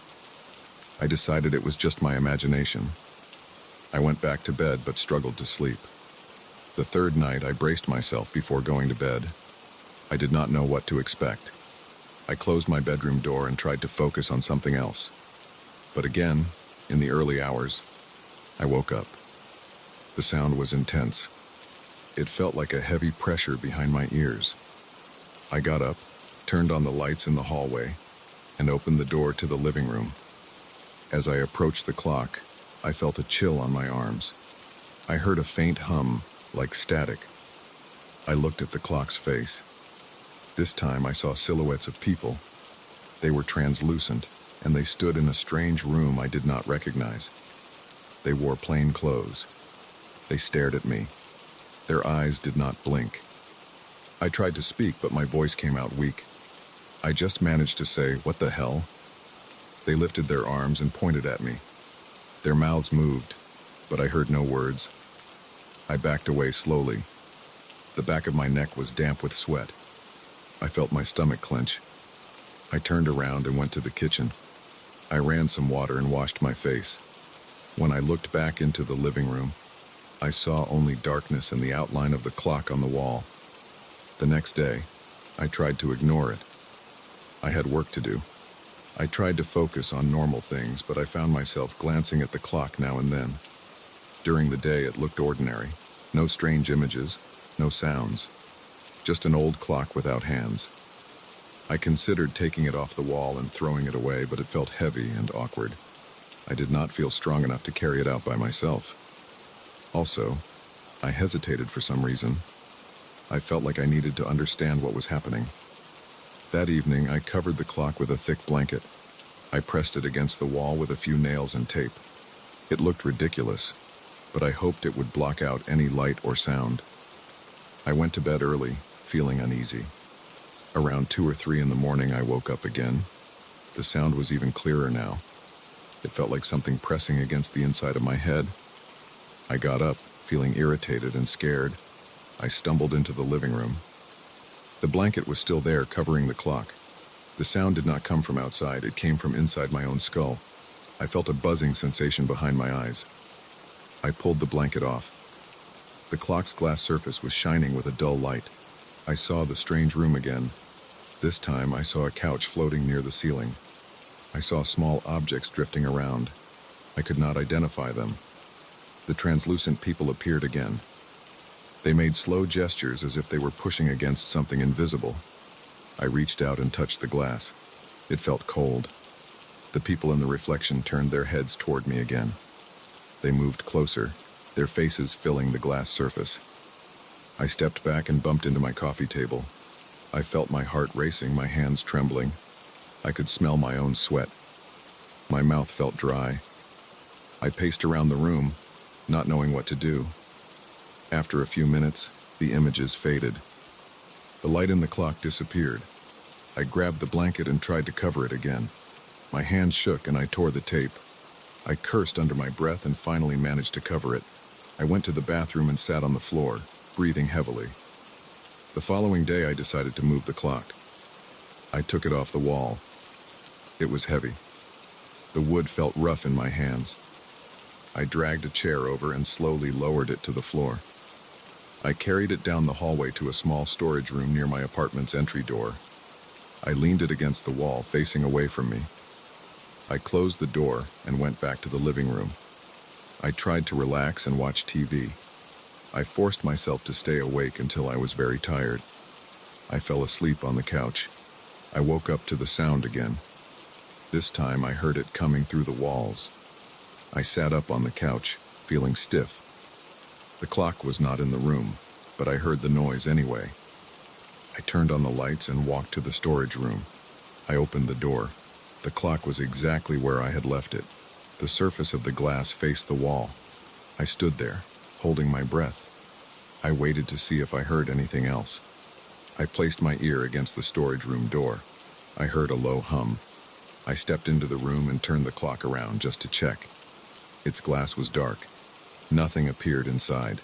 I felt frustrated and tired. I went back to the living room and tried to sleep again. Over the next few nights, the same thing happened. I tried moving the clock to different spots in my apartment. I put it in my kitchen pantry. I placed it behind my couch. I even tried putting it inside a large box with towels stuffed around it. No matter where I put it, I woke up in the early morning hours with that heavy, vibrating sound in my head. When I checked the clock, I always saw those strange images. Sometimes I saw different furniture. Sometimes the people wore different clothes. They always stared at me. Sometimes they raised their hands as if trying to touch the glass. I never heard them speak. I never saw any doors or windows in that strange room behind the glass. It was always some enclosed space with objects floating, drifting, or rotating slowly. The people's faces looked pale and smooth. Their eyes were not bright. They had no expression except that fixed stare. I avoided looking at them for too long. Whenever I did, I felt dizzy and nauseous. I stopped inviting anyone over. I did not know how to explain this. I tried calling a friend once just to see if someone else could hear the sound. But when he came, it was daytime. The clock looked normal. He said it was just an old piece of junk. I told him I was hearing weird noises at night. He suggested it could be old pipes in the building or some neighbor's appliance. I could not show him the images. They never appeared during the day. After he left, I felt alone and irritated. I thought about throwing the clock out, but my apartment was on the 3rd floor. I would have to carry it down the stairs and leave it on the sidewalk. I imagined myself doing that, but I kept hesitating. I was afraid of touching it for too long. My skin crawled whenever I handled it. The wood felt oily in some places and dusty in others. One night I tried to stay awake and watch the clock carefully. I armed myself with a flashlight and a baseball bat. I sat on the couch and stared at the covered clock, which I had placed against the far wall. Around 2 in the morning, I felt a pressure in my ears. The sound began very low. I aimed the flashlight at the clock. I pulled the blanket down just a bit, exposing the glass. I saw a faint glow. The images formed slowly. I saw the floating furniture again. I saw 2 of those translucent people. They moved closer to the glass. I leaned in, holding my bat. I did not know what I was going to do with it, but I held it anyway. I tried to see if there was any detail that made sense. The people pressed their faces close to the glass. I saw their mouths open and close, but I could not hear anything. The sound in my head got louder. I felt a ringing in my ears. I backed away, pointing the flashlight at them. My hand shook. The beam of light just reflected off the glass. It did not seem to affect them. They raised their arms and pointed at me again. My throat tightened. I felt my hands get clammy. I shouted at them, "Stop!" I banged my bat against the floor. Nothing changed. The images kept moving. I ran out of the room and slammed my bedroom door. I heard the sound continue for a while. Then it faded. I tried getting rid of the clock the next morning. I wrapped it in an old sheet and carried it down the stairs. It was heavy and my back hurt. I brought it to the trash area behind the building. I leaned it against the wall next to some old furniture. I returned to my apartment, feeling relieved. I spent the day trying not to think about it. I watched TV and did some cleaning. I even took a long shower. That night, I went to bed hoping it was over. I woke up to the same sound. My heart sank. I rushed to my front door and looked through the peephole. Nothing. I opened the door and checked the hallway. Nothing. I turned on all the lights and walked through my apartment. The clock was not there, but I heard the sound in my head. I went down the stairs to the trash area behind the building. The clock was gone. I stood there for a few minutes, looking around with a flashlight. I did not see it. The sound faded. I went back upstairs, feeling confused and frustrated. When I entered my apartment again, I saw the clock leaning against the living room wall. I froze. It was back. I had no idea how that was possible. I had locked my door. I closed my eyes and opened them again. It was still there. The sheet was gone. It looked exactly as before. I decided not to touch it. I just stayed in my bedroom for the rest of the night, trying to block the sound with pillows over my ears. In the early morning, I peeked into the living room. The clock looked normal, silent, just an old piece of wood and glass. But I knew I could not get rid of it. I knew it would keep coming back. I spent the next few days leaving it alone. Every night I woke up with that sound. Every night I saw those images. I felt my stomach churn each time. My eyes burned from lack of sleep. My muscles ached. I tried covering my ears. I tried turning on all the lights. I tried playing loud music. None of it helped. I realized I was stuck with this thing. I could see the translucent people pointing at me, their pale faces close to the glass. I could see chairs and tables floating behind them. I could feel my head pounding, and my mouth tasted bitter from stress. I could only stand there night after night watching them stare at me. I could not understand what they wanted. I could not break the glass. I tried once, hitting it with a hammer, but the glass did not crack. The sound only got louder and the images got brighter. I gave up. Now I just stand there tense until they fade away. By morning, I try to pretend I am fine, but I know I am not. I know that every night I will wake up again. I know I will see them again. I know I cannot escape this clock. It is always here, showing me those strange rooms and those silent people who stare and point. There is nothing else I can do.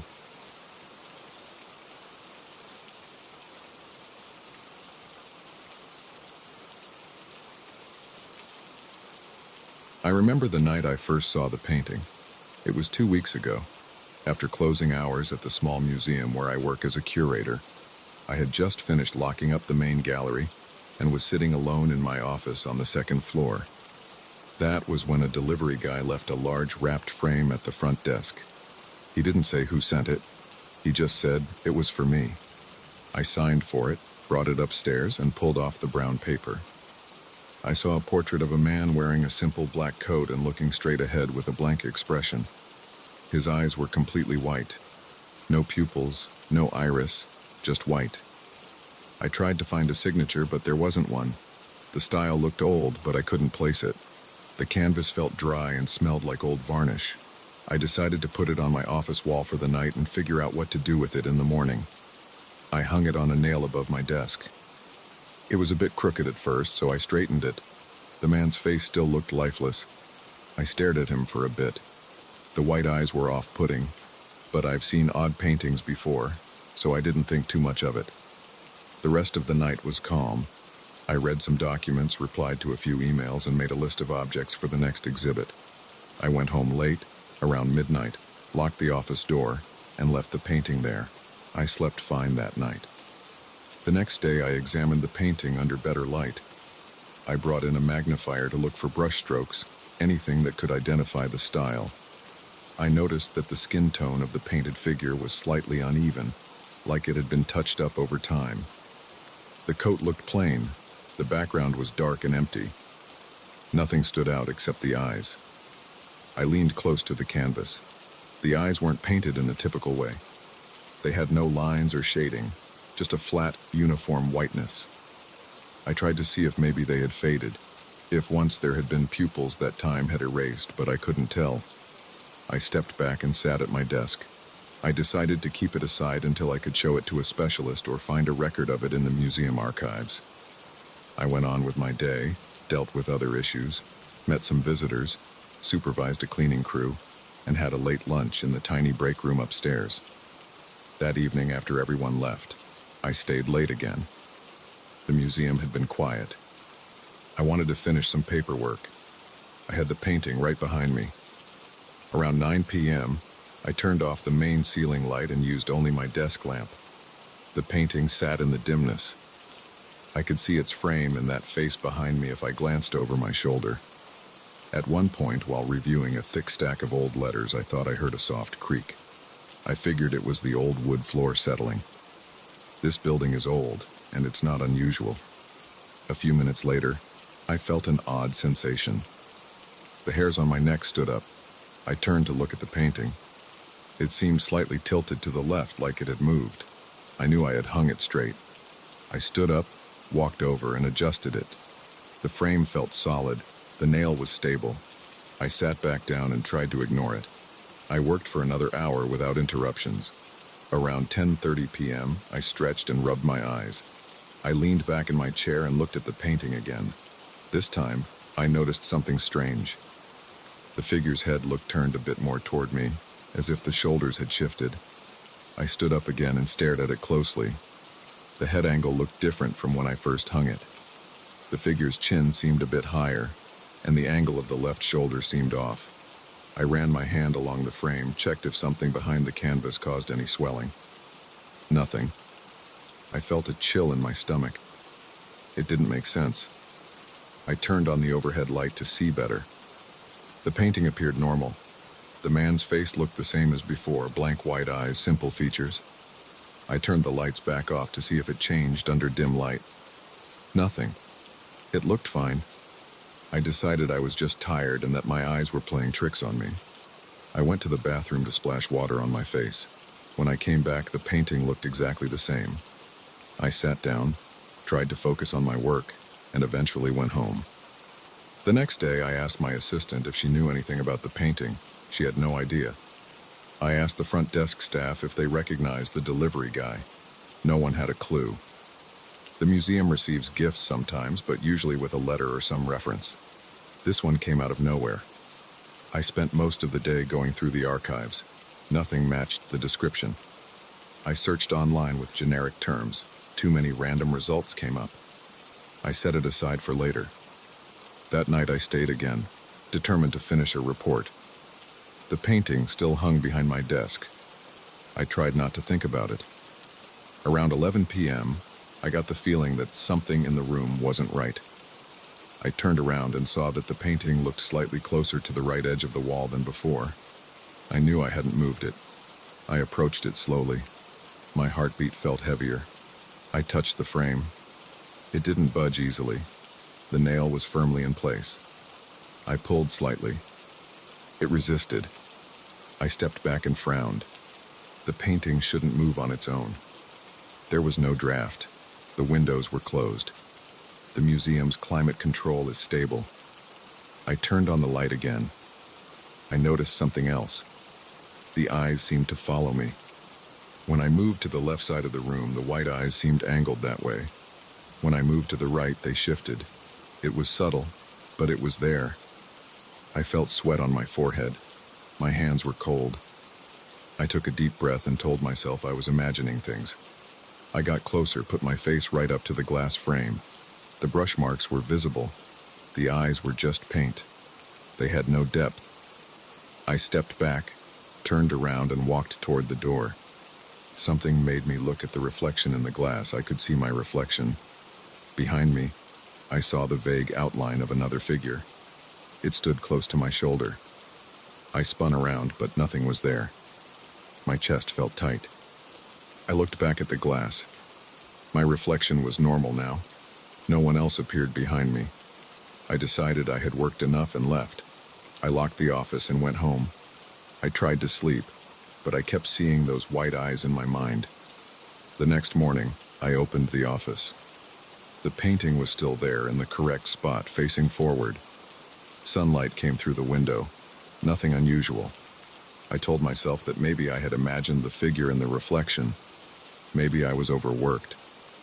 I spent the day handling normal museum tasks, focusing on other things. That evening, though, I found myself alone again in the office. I didn't have to stay late, but I wanted to figure out what was going on. I brought a small measuring tape and a pencil. I measured the painting's exact distance from the corner of the room and marked the position lightly on the wall with the pencil. I turned off all the lights except the lamp on my desk. I sat down and watched the painting.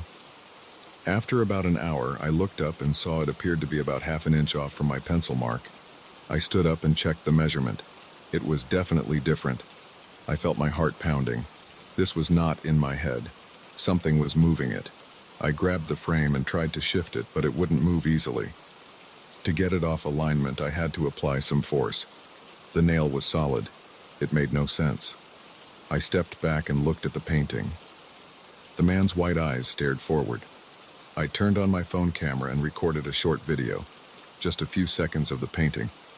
Nothing moved on video. The painting looked normal. I turned off the camera and stood still, watching. After a minute, I noticed the figure's left eyebrow seemed slightly lifted, like it had changed expression. My stomach twisted. I leaned in and stared at it. The painted face looked a bit more like mine now, as if the nose shape had changed. I knew that the night before the nose had been straighter. Now it had a slight curve like my own nose. I reached for the desk lamp and aimed it directly at the painting. I tried to see if the texture was shifting. It looked completely still. I touched the glass, felt it cool under my fingers.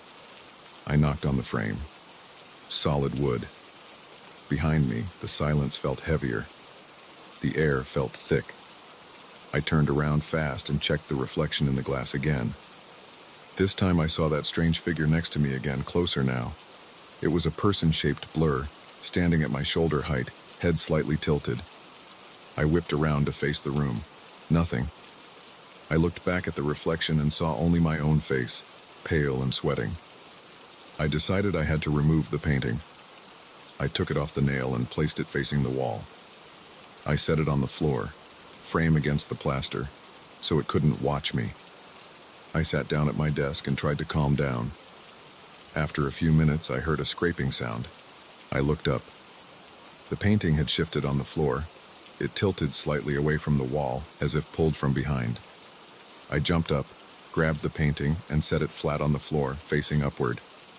I put a stack of heavy books on top of it. I thought that would keep it from moving. I stood over it, breathing fast, my arms tense. I watched for several minutes. The stack of books remained still. I began to feel a bit calmer. Then I saw it. The top book slid a fraction of an inch to the side. I froze. I kneeled down and tried to hold the frame with my hands. I pressed down firmly. I felt nothing unusual, no vibrations, no movement. When I let go, everything stayed still. I sat back in my chair, not knowing what to do. I decided to leave the office. I turned on all the lights, locked the door, and went downstairs. I sat in the break room, drank some water, and tried to think. I had to deal with it somehow. I couldn't tell my coworkers I was scared of a painting. They would laugh or think I was losing my mind. But I couldn't deny what I saw. The painting moved. The image changed. Its eyes followed me. It resembled me more now. The eyebrows, the nose, even the shape of the chin looked more like mine. After an hour, I returned to the office. I opened the door slowly. The painting was no longer under the books. It was back on the wall, hanging neatly as before. My pencil mark was visible on the wall. The painting was now aligned with that mark again. I stepped inside and closed the door behind me. I approached the painting. The face looked even more familiar now. The hairstyle resembled mine, the jawline, the ears. The eyes were still white, but I could see faint outlines that suggested my own eye shape. I felt my stomach clench. My hands were shaking. I tried to speak, but my throat felt dry. I said something soft, just a whisper asking who or what it was. No answer. I moved to the side and looked at the reflection in the glass. The figure behind me was there again, now in sharper focus. It stood just a few inches from me. I could see its shape more clearly. It had a body like a person, tall, wearing something dark, but I couldn't see its face well. My neck felt stiff. I turned around quickly, expecting to see someone right there. Nothing. I decided to take the painting down and store it in the basement. I grabbed it off the wall and headed toward the hallway. As soon as I stepped out of the office, I felt the weight in my arms shift strangely. The painting pressed down harder as if it grew heavier. I almost dropped it. I strained my arms and carried it downstairs. The basement was quiet, lit by a single overhead bulb. I placed the painting against a metal shelf and backed away. I stood there for a minute, watching it. No movement. I felt relieved. I locked the basement door and went home. The next morning, I went straight to the basement to check on it. I turned on the light and saw the painting on the floor, facing upward. It must have fallen or moved. The frame wasn't damaged. I picked it up. The figure in the painting looked exactly like me now, except the eyes were still white. My own hairline, my own facial structure. My heart thumped. I could barely breathe. I set it back against the shelf and stepped away. The painted figure's mouth looked slightly open, like it was about to speak. I couldn't handle it. I took a cloth and threw it over the painting. The cloth draped over the frame, blocking its gaze. I felt safer that way. I spent the day trying to work as normal, but I couldn't concentrate. I kept thinking about that face. I visited the basement a few hours later. The cloth was on the floor, several feet away from the painting. The painting stood upright against the shelf, facing me, uncovered. I backed up slowly. I felt my hands shaking. My heart was racing. I whispered to myself that this was impossible. I decided to turn off the light and leave it there. I locked the door. I figured maybe if I ignored it, it would stop. But after closing hours, I had to walk by the basement door to leave. I heard a faint scraping noise behind it. I pressed my ear to the door. A soft sound like a frame shifting against the floor. I backed away and hurried out of the building. I didn't sleep well. The next day I checked again. The painting was now leaning near the door, as if waiting for me. The face was unmistakably mine. The eyes were still white, but I could see a faint reflection of the light in them now, like real eyes. I grabbed the painting and took it back upstairs. I didn't want it chasing me around the building. I placed it in my office again on the wall. I locked myself inside with it and waited. I watched it for hours, barely blinking. It didn't move while I stared directly at it. But if I looked away, even for a second, when I looked back, it seemed slightly different. A shift in the frame, a movement of the chin. At midnight, I turned on all the lights. I stood in front of the painting and checked my reflection again. The figure behind me was closer than ever, practically touching my shoulder. I turned around, and for a brief second I felt a cold pressure near my back. Then it was gone. I looked back at the painting. It was me in that frame. My face, my hair, but those white eyes. I clenched my jaw. My spine tingled. I pressed my hand against my chest to steady my breathing. I reached up and tried to pry the painting off the frame to remove the canvas. It wouldn't budge. The nails were old and solid. I gave up and just stared at it, unsure what to do. I'm writing this now in my office with the painting behind me. I don't know who delivered it. I don't know why it moves or changes. I only know that every time I let my guard down, it shifts. I see that figure in the reflection just behind me. I feel it in the room, even though I can't see it when I turn around. I see my own face in that painting, as if it's becoming a mirror. My hands are shaking as I type this. I don't know how long I can stand this, but I can't bring myself to destroy the painting.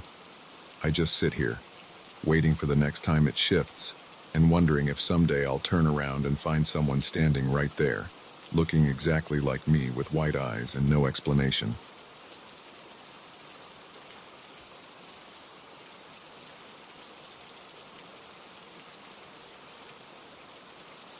That night I noticed a thin mist coming out of the ceiling corners in my apartment. I was sitting in my living room, holding a remote control, trying to find something decent on TV. I glanced up and saw a faint, grayish smoke drifting down near the top of the walls. It smelled strange, like something sweet with a sour edge. I stood up and stepped closer to where the mist seemed thickest. I had been alone in that apartment for over a year. It was a one-bedroom place in a quiet building with thin walls. I could usually hear my neighbors or traffic outside. But right then, I didn't focus on those sounds. The mist took my attention. I tried waving my hand through it. It didn't feel wet. It was just a slight haze that seemed to move on its own. I turned on the lights to full brightness, hoping I could see it better. It didn't really help. The mist drifted around as if it had its own quiet currents. The first night I just ignored it. I opened a window and tried to let it out. The air outside was cold. I noticed the mist thinning near the window, but it was still there in the corners. It didn't set off the smoke detector, and I didn't smell any sign of an electrical problem. I closed the window when I got too cold. I tried to sleep. I remember lying in bed, thinking about whether I had some kind of leak from the apartment upstairs. But there were no water stains, just this light haze. The next day I noticed small changes in my apartment. When I got home from work, my coffee mug, which I had left on the kitchen counter that morning, was now on the table by the couch. I was sure I hadn't left it there. I checked my door. It was still locked. My spare key was still in my desk drawer. I figured maybe I was tired or distracted. I went into the bathroom and saw that the mirror looked like it had faint smudges on it. I wiped them with a rag. They didn't come off easily. I leaned in close and saw that these weren't just random smudges. They looked like handprints. They were small, but shaped like normal hands. I touched the glass. It felt normal. I thought about calling the landlord, but I decided to wait. I didn't want to sound like some paranoid tenant. I just shook my head, grabbed a paper towel, and tried scrubbing again. Eventually, I got most of the smudges off. That evening, the mist was back. I sat on my couch and watched it drift along the top edges of the room.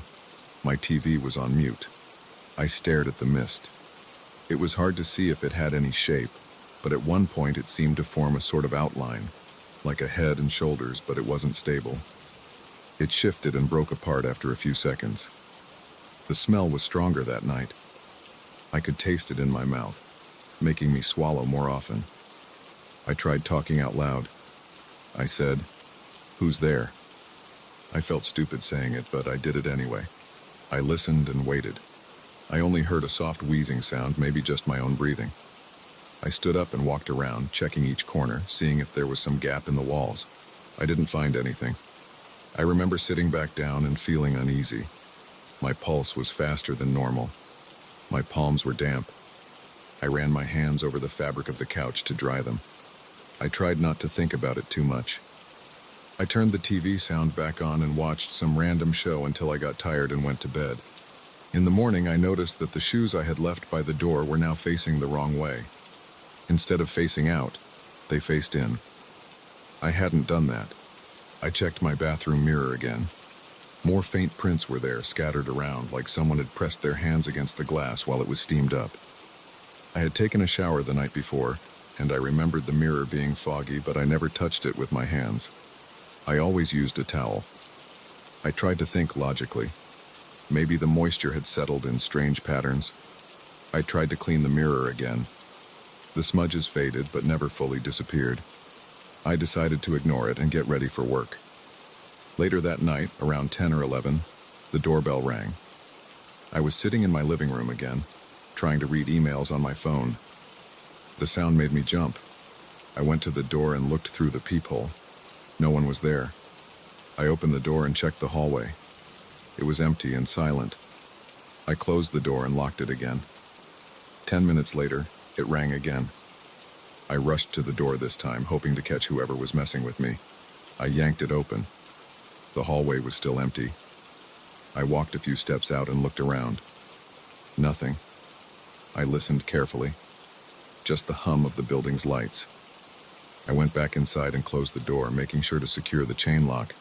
I stood there for a while, looking at the door, waiting to see if I'd hear the chime again. I could feel my heart beating too fast. My legs felt weak. I took a deep breath and shook my head.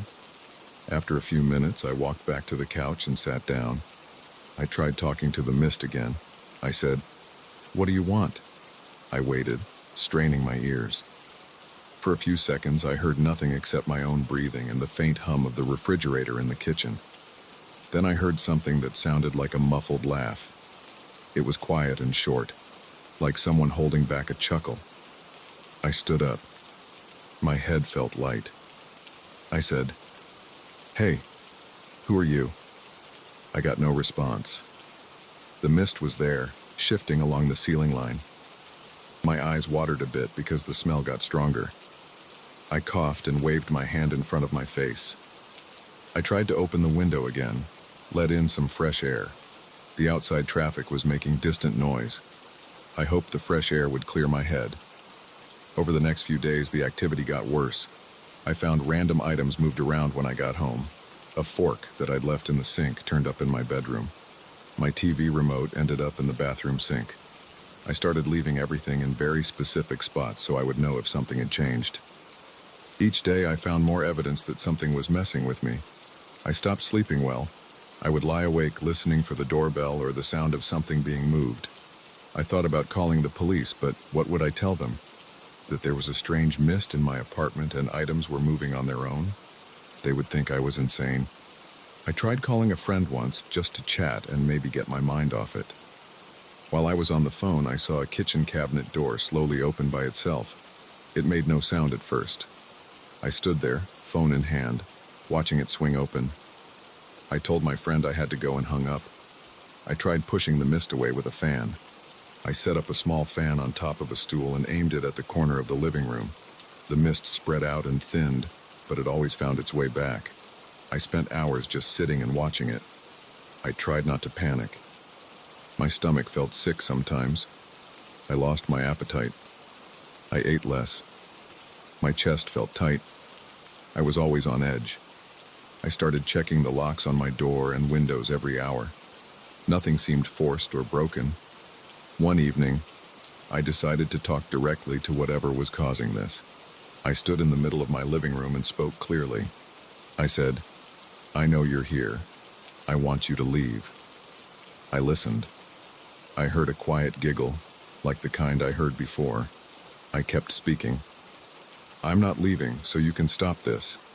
I waited. The mist swirled in the corner. I heard the muffled laugh again, followed by what sounded like soft breathing. I swallowed hard. The apartment felt colder. I walked to the bathroom and looked at the mirror again. More handprints spread across the glass, pressed tightly like someone had climbed over the sink to place them there. I touched the mirror's surface. It felt cool. I turned on the hot water to see if the steam would change the prints. They stayed. I tried sleeping in the living room. I dragged a blanket out and laid down on the couch. I kept the lights on. Around 2 in the morning, I woke up to the sound of the doorbell again. I sat up quickly and stared at the door. I didn't move. The doorbell rang once more. I didn't go to the door this time. I just watched it. It stayed closed, and the chain lock hung loose. After a minute, I got up and walked slowly to the door, listening for any sound outside. Nothing. I felt sweat on my forehead. My legs trembled. I turned around and saw the mist forming a shape again near the corner of the ceiling. It looked like a tall figure, but with no distinct features. I blinked and it dispersed, leaving just the haze drifting in small currents. I whispered, "What are you?" I heard breathing. It sounded close to my ear, but I saw no one near me. I spun around, trying to catch something in the corner of my eye. There was nothing there but furniture and dim light. I started thinking that maybe I should leave the apartment for a while. The next morning, I grabbed some clothes and decided to stay in a hotel. I packed a small bag and went to the door. Before I left, I checked the bathroom mirror. The prints were still there. I didn't touch them. I left the apartment, took the elevator down, walked out into the cold street. I stayed in a hotel nearby. It was a cheap place, but it was quiet. I slept better that night. In the morning, I returned to my apartment to check things. I hoped that maybe whatever it was had left. When I opened the door, the first thing I noticed was that my couch had been pushed a few inches forward. My kitchen drawers were all slightly open. I closed them and felt my heart pounding. The mist was back. I stood in the living room looking up and said, "I don't understand what you want." I waited, feeling my throat tighten. The smell was sour-sweet and strong. I coughed. I heard that muffled laughter again. It sounded like someone standing right behind me, trying not to laugh too loudly. I whipped around, ready to see someone, but I saw nothing. I ran my hand over my face and through my hair. I sat down on the floor and just stared at the empty space. Over the following days, I tried various things. I tried opening all the windows. The mist still hung around. I tried leaving the lights on or off. It didn't matter. The objects kept moving. The doorbell still rang at random times. The handprints kept appearing on the bathroom mirror. I tried cleaning them again using a stronger cleaner. I scrubbed until my arms were sore. The prints faded but came back the next day. I placed tape on the doorbell outside to see if someone was pressing it. The tape remained untouched, but the bell still rang. I was losing my sense of comfort in my own home. My shoulders were always tense. I jumped at small sounds. I kept expecting something to touch me. Sometimes I thought I felt a light brush on my back, but when I turned, nothing was there. I tried recording the apartment with my phone. I set it up on a shelf and recorded for hours, hoping to catch something on video. I watched the footage later. I saw objects move slightly, shift an inch or two, but I never saw anything grabbing them. I saw the mist on camera, but it looked even less defined in the video, just a haze near the ceiling. I called the landlord and asked if there were any issues with ventilation. He sounded annoyed and said everything was fine. I considered calling a specialist, like someone who deals with strange phenomena, but I was embarrassed. I didn't want anyone to think I was going crazy. I tried to keep calm and keep living there, but it was getting harder. Every night I heard quiet laughter. The doorbell rang or something moved. One afternoon, while I was sitting at the kitchen table, my plate slid a few inches toward the edge. I grabbed it before it fell. I said out loud, "Stop it." I got no answer, just a faint giggle. My body reacted to all this with sweat, trembling, and a constant tightness in my chest. I found myself breathing faster, pacing around the apartment, checking each room, opening closets, looking behind the shower curtain. I never found anyone. I tried hitting the walls with my fist to see if they were hollow or if some hidden door existed. Everything was solid. A few nights later, I decided to try something else. I sat in the middle of the living room floor, turned off the TV, set my phone to record again, and just waited. The mist gathered in the corners as usual. The smell was there. I said, "I know you can hear me. I want you to leave me alone. I'm not going anywhere. I live here." There was no sound at first. Then I heard that muffled laughter again. It was louder this time, like someone covering their mouth but still laughing. I felt the hair on my arms stand up. I shouted, "Answer me!" Instead of words, I heard breathing and a low throat-clearing sound, as if someone was right next to me. I reached out into the empty air. I touched nothing. After this, the doorbell rang twice in a row. I ignored it. I stayed in my spot. I said, "Stop moving my things." The laughter stopped for a moment. The mist shifted, making slow circular patterns near the ceiling. I stood up and looked around the room. The air felt heavier. I walked to my bedroom and looked inside. My bed was slightly off-center, as if pushed by a few inches. I went to straighten it, pulling it back into place. I heard a scrape in the kitchen. I rushed there. One of the chairs at the table had moved away from the table. I pushed it back in. I said, "Enough!" I was breathing hard. My throat was dry. My heart pounded. I turned on every light in the apartment. The bright lights made the mist harder to see, but I knew it was still there. I spent the next hour trying to ignore it.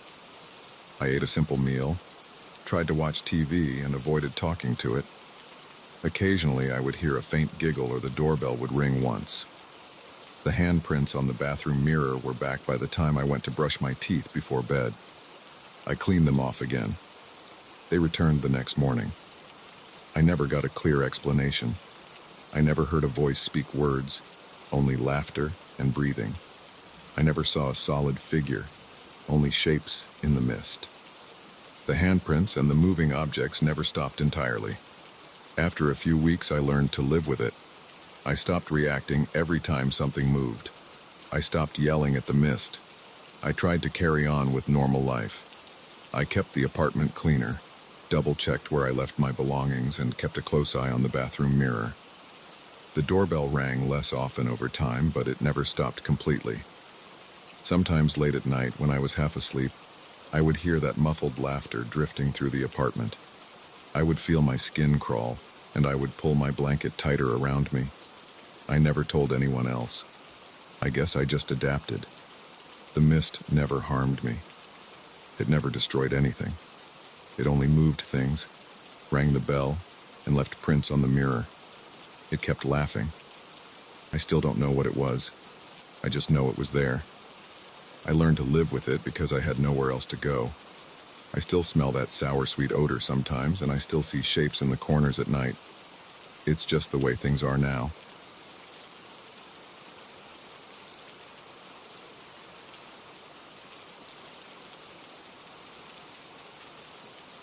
I remember the first night I heard that door latch move. I was sitting alone in my living room trying to relax, but my attention kept going back to the small wooden cabinet I had brought home earlier that day. It was an old piece I picked up at a second-hand store a few miles from my apartment. It looked sturdy from the outside, with faded paint and a few scratches near the hinges, but its old-fashioned design had caught my eye. I had thought it might fit nicely in a corner of my living room, maybe hold a few books or some boxes. It was nothing special, but something about it interested me when I saw it at the store. Now, sitting in silence, I could hear its latch inside the door shifting on its own, even though I had locked it. I got up and approached it. It was about chest height. The outside felt rough to the touch. The surface smelled like old varnish, maybe a bit of musty wood. I pulled at the handle. I had locked it earlier using the small key that came with it, but I decided to open it and check inside. The key turned without any resistance. When I pulled the door open, it gave off a slight creak. The inside was dark. I reached for my flashlight, switched it on, and aimed it inside. I expected to see a couple of shelves and maybe some leftover dust. Instead, I saw nothing but darkness. There was this odd impression that the inside was deeper than it should be. I tried to see the back panel, but the light seemed to fade before hitting anything. I stepped back and tried to shake off the feeling. I thought maybe the interior was painted a dark color, or maybe there was some weird angle that made the flashlight beam look odd. Still, the latch moving on its own bothered me. I checked the hinges. They were tight. The lock mechanism seemed simple. I shut the door again, locked it, and tapped the outside. It felt solid. I tried not to think about it too much. I turned on the TV, hoping some background noise would help me relax. That night, I woke up around 3 in the morning. I do not usually wake up in the middle of the night, but something made me sit up. My bedroom door was open and I could see the corner of the living room. The cabinet was there. My heart felt heavier than usual. I listened. I could hear a faint clicking sound, like metal against metal. I switched on my bedside lamp and walked slowly to the living room. The cabinet's latch was turning. The door was still closed. I stood in front of it, watching the metal piece rotate on its own. It moved slowly, making that slight scraping sound. I touched it and it stopped. I tried to reason with myself. Maybe it was a loose part. Maybe the temperature changes at night made the metal expand or contract. I tried pulling the door open again, but this time it resisted. I used the key and it turned easily. The door swung open. Again, I saw that black void. I reached in with my hand, expecting to touch the back panel. My arm went in almost up to my elbow. There was no back panel. I felt only cool, still air. I pulled my hand out quickly. There was no smell, no breeze, nothing. I shut the door. I locked it. I went back to bed, but my sleep was restless. The next morning, I checked the cabinet carefully. I moved it away from the wall, expecting to see a trick or a compartment. The back was intact. It looked normal from outside. I tapped the back with my knuckles. It was solid wood, no hollow sections. I moved the cabinet again and opened the door. Inside, nothing had changed, just that dark space. I tried shining a stronger flashlight and leaned in carefully. At the far end, I thought I saw a tiny reflection. It looked like a small, bright point. It resembled an eye catching the light. I felt nervous. I closed the door again. Throughout the day, I tried to ignore it. I had work to do on my laptop, and I managed to keep busy until late afternoon. But every time I took a break, I caught myself staring at the cabinet. Sometimes I thought I heard a faint sound from inside, like distant scratching or a soft tapping. By evening, I decided to look inside once more. I waited until the sun went down. I turned on all the lights in the living room, grabbed my flashlight, and unlocked the cabinet. The darkness inside felt different this time. It seemed deeper. I leaned in and aimed the flashlight downward, upward, and to the sides. The beam disappeared into the blackness. Then I saw that bright point again. I focused my flashlight on it. It was small and reflective. It seemed to be watching me. The hair on my arms rose. My stomach tightened. I called out even though it felt stupid. "Hello? Is someone there?" My voice sounded normal, just a bit shaky. There was no response, just silence. I tried reaching in again with my hand, but I stopped halfway. I pulled my hand back and closed the door. For the next few days, things got worse. At night, the latch kept turning. Sometimes I woke up to the sound of the door creaking. I always found it locked, but I had this feeling that something inside wanted to come out. The cabinet seemed heavier each time I tried to move it. I wanted to get rid of it, but I also felt curious. The next afternoon, I brought a tape measure and a notepad. I measured the outside dimensions, height, width, and depth. Everything looked normal. Then I opened the door and tried to measure the inside. I reached in with the tape measure, holding it at the edge. The tape extended far beyond where the back panel should have been. I pulled it out and checked the length. It was longer than the cabinet's depth by at least 3 or 4 feet. I tried again, pushing the tape measure inside, keeping the flashlight aimed along it. The flashlight beam just ended in darkness. I couldn't understand it. I pressed my ear against the interior edge. I heard a soft sound, like breathing. I pulled back quickly. My heart was pounding. I slammed the door shut and locked it. That night, I woke up again. This time, I heard the cabinet door rattling. The latch was moving more aggressively. I walked into the living room, turned on all the lights, and stood facing the cabinet. My legs felt weak. My hands were shaking. I told myself to stay calm. I held the key in my hand and listened. The latch clicked slowly. I tried to talk, hoping I would feel less scared. "I know you're in there," I said quietly. I did not know who or what I was talking to. The rattling stopped. I touched the door. It was cold. I knelt down and pressed my ear against it. I heard a low scraping sound from inside. I decided to leave it locked that night. I went back to bed, but I could not sleep. In the morning, I woke up feeling tense. My neck was stiff. I walked into the living room. The cabinet door was slightly ajar, even though I knew I had locked it. I checked the lock. The key was on my nightstand. I never left it anywhere else. Somehow, the cabinet door had opened a crack. I pulled it open. Inside, the darkness felt heavier. I reached in with a broom handle, expecting to hit the back. The handle just disappeared inside until I almost lost my grip on it. I pulled it out quickly. As I backed away, I heard a faint whisper-like sound coming from the cabinet. It did not form words, just a faint rustle of air. I placed a chair against the door and put some heavy books on top of the cabinet. I hoped that would keep it closed. I decided to go out for a while to clear my head. I spent a few hours at a nearby coffee shop trying to distract myself, but my mind kept going back to the cabinet. When I returned, it was late afternoon. My apartment felt stuffy and quiet. The cabinet stood in the same corner. The chair and books were still there. I checked the door. It was closed. I removed the books and the chair, took a deep breath, and opened it again.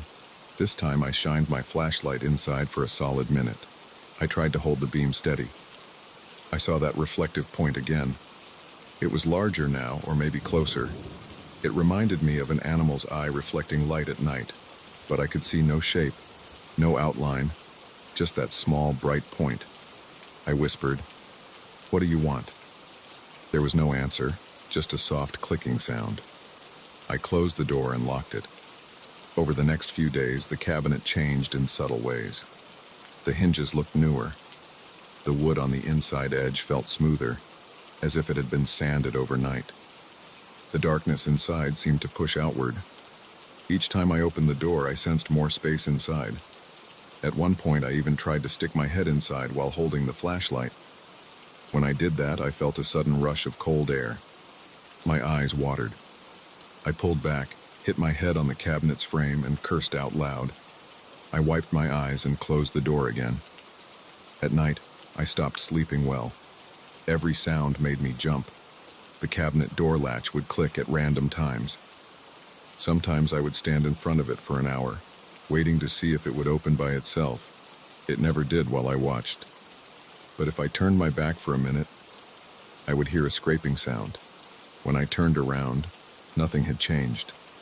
Still, I noticed that the cabinet seemed slightly angled one morning, as if the floor under it had shifted. I tried to level it, but it stayed crooked. I decided to get rid of it. I tried to drag it out of my apartment. I pulled and strained, but it would not budge. It felt like it was anchored to the floor. The wood of the cabinet's feet looked normal, but it would not slide or lift. I tried using a crowbar at the edge, but the tool slipped off. My palms were sweating. I kicked the cabinet in frustration. I shouted, "Just let me get rid of you." My voice echoed in the quiet apartment. That night, I heard a new sound. It was a low groan, coming from inside the cabinet. I approached it and felt a vibration through the floor. I backed away and leaned against the wall, breathing hard. I could smell something faint now, like damp earth. I checked all my windows. They were closed. The smell was coming from the cabinet. I thought about calling someone, maybe a friend or the landlord, but what would I say? There's a cabinet in my living room that leads somewhere else? It sounded crazy. I decided to handle it myself. I got my toolbox. I had a drill and some screws. I decided to seal the door shut from the outside. I pressed the cabinet door closed and drilled 3 screws along the edge. I felt the vibration increase as I did this. The drill slipped a couple of times because my hands were shaking. After I finished, I stepped back and stared at the sealed door. I could still hear faint noises inside. I sat on my couch and kept my eyes on it. After a few minutes, the latch started turning again. The door rattled, but it stayed closed. I watched the screws bend slightly. One of them popped out and fell to the floor. I cursed and grabbed a hammer. I nailed a piece of wood across the door. The rattling continued, making the wood vibrate. I spent the next hour reinforcing the door. I nailed 2 more pieces of wood across it. I pushed a bookshelf against it. I stacked some heavy boxes. By the time I finished, I was sweating. My heart was beating fast. I could still hear sounds coming from inside, like soft scratching. I sat on the couch and waited. Minutes passed, then hours. The sounds eventually stopped. I didn't sleep that night. In the morning, I checked the makeshift barricade. Everything was still in place. The apartment was quiet. I listened carefully. I heard nothing from inside the cabinet. I got down on my knees and pressed my ear against the barricade. No sound. I removed a couple of boxes and the bookshelf. I tapped the wood planks. They felt solid. I considered leaving them there forever. Over the next few days, I watched the cabinet from a distance. It stayed quiet. I no longer heard the latch turning. I slept a bit better. The smell of damp earth faded. Still, I was nervous. I knew something was in there. I couldn't see it, but I knew it existed. I felt it in the silence. I wondered if it was waiting for me to let my guard down. A week later, I decided to try something else. I brought a small mirror and flashlight. I wanted to see if the inside had changed. I removed the bookshelf and a few planks carefully. I left the door sealed except for one corner where I could shine the light in. When I did, I saw only darkness. I tried angling the mirror. For a second, I caught a glimpse of that bright point again. It was closer now. It flickered once and then disappeared. I felt a surge of panic and hammered the wood planks back into place. After that, I decided not to look again. I ended up moving the entire setup, cabinet and barricade, into a corner and covering it with a large sheet. I tried to forget about it. It did not rattle anymore, but I often felt uneasy in my apartment. Sometimes I caught myself looking at the covered shape in the corner, expecting it to move or shift. Nothing happened. I stopped checking inside. I left it sealed. I never tried to open it again. I figured that whatever was inside could stay there. I considered calling someone to haul it away, but I doubted they would be able to move it. Besides, I did not want to explain what was happening. My best solution was to leave it as it was. It stayed silent. Over time, I learned to ignore it. Sometimes late at night, I thought I heard a faint click, but I never saw the latch move again. I kept my distance. I ate, slept, and went about my life pretending that the cabinet was just an old piece of furniture I never used. I still knew something was inside, but it never came out. I did not open the door again. I still have the key, but I keep it buried deep in a drawer, and I do not plan to use it.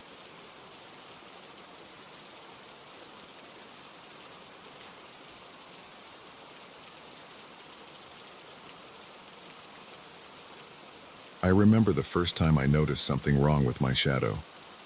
It was a late afternoon in my classroom, and I was leaning over a table, adjusting some dried brushes and empty jars. The light on the floor came from the high windows behind me. My shadow should have stretched along the floor, straight and simple. Instead, I saw its arms and torso shift, like it was a person trying to point at something. I straightened up fast. I looked around, trying to see if something else in the room caused that effect. Maybe a reflection on the floor. Nothing explained it. My heart thumped in my chest, and I felt sweat forming under my arms. I went home that day feeling uneasy, my shoulders tight and my mind refusing to settle.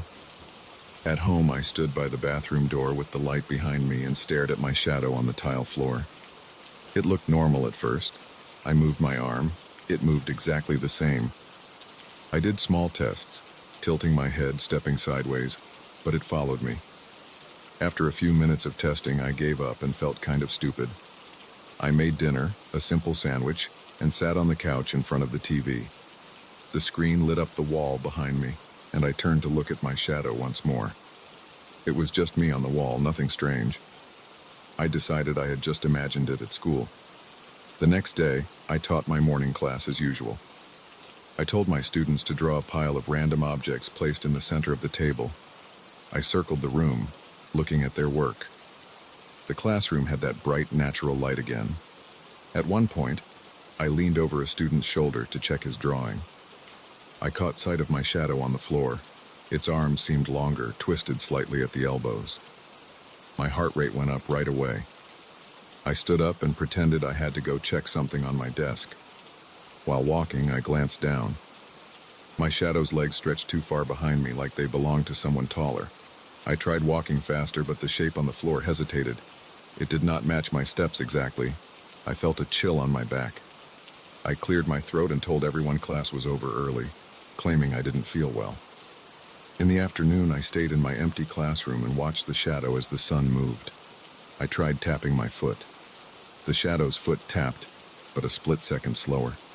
I reached out my arm. The shadow did too, but for a brief second it moved in a different direction before matching mine. I noticed it sometimes stretched toward the door at the end of the hallway. I felt the hair on my arms stand up. I decided to follow that direction. I packed my bag and left the classroom, walking slowly down the hallway.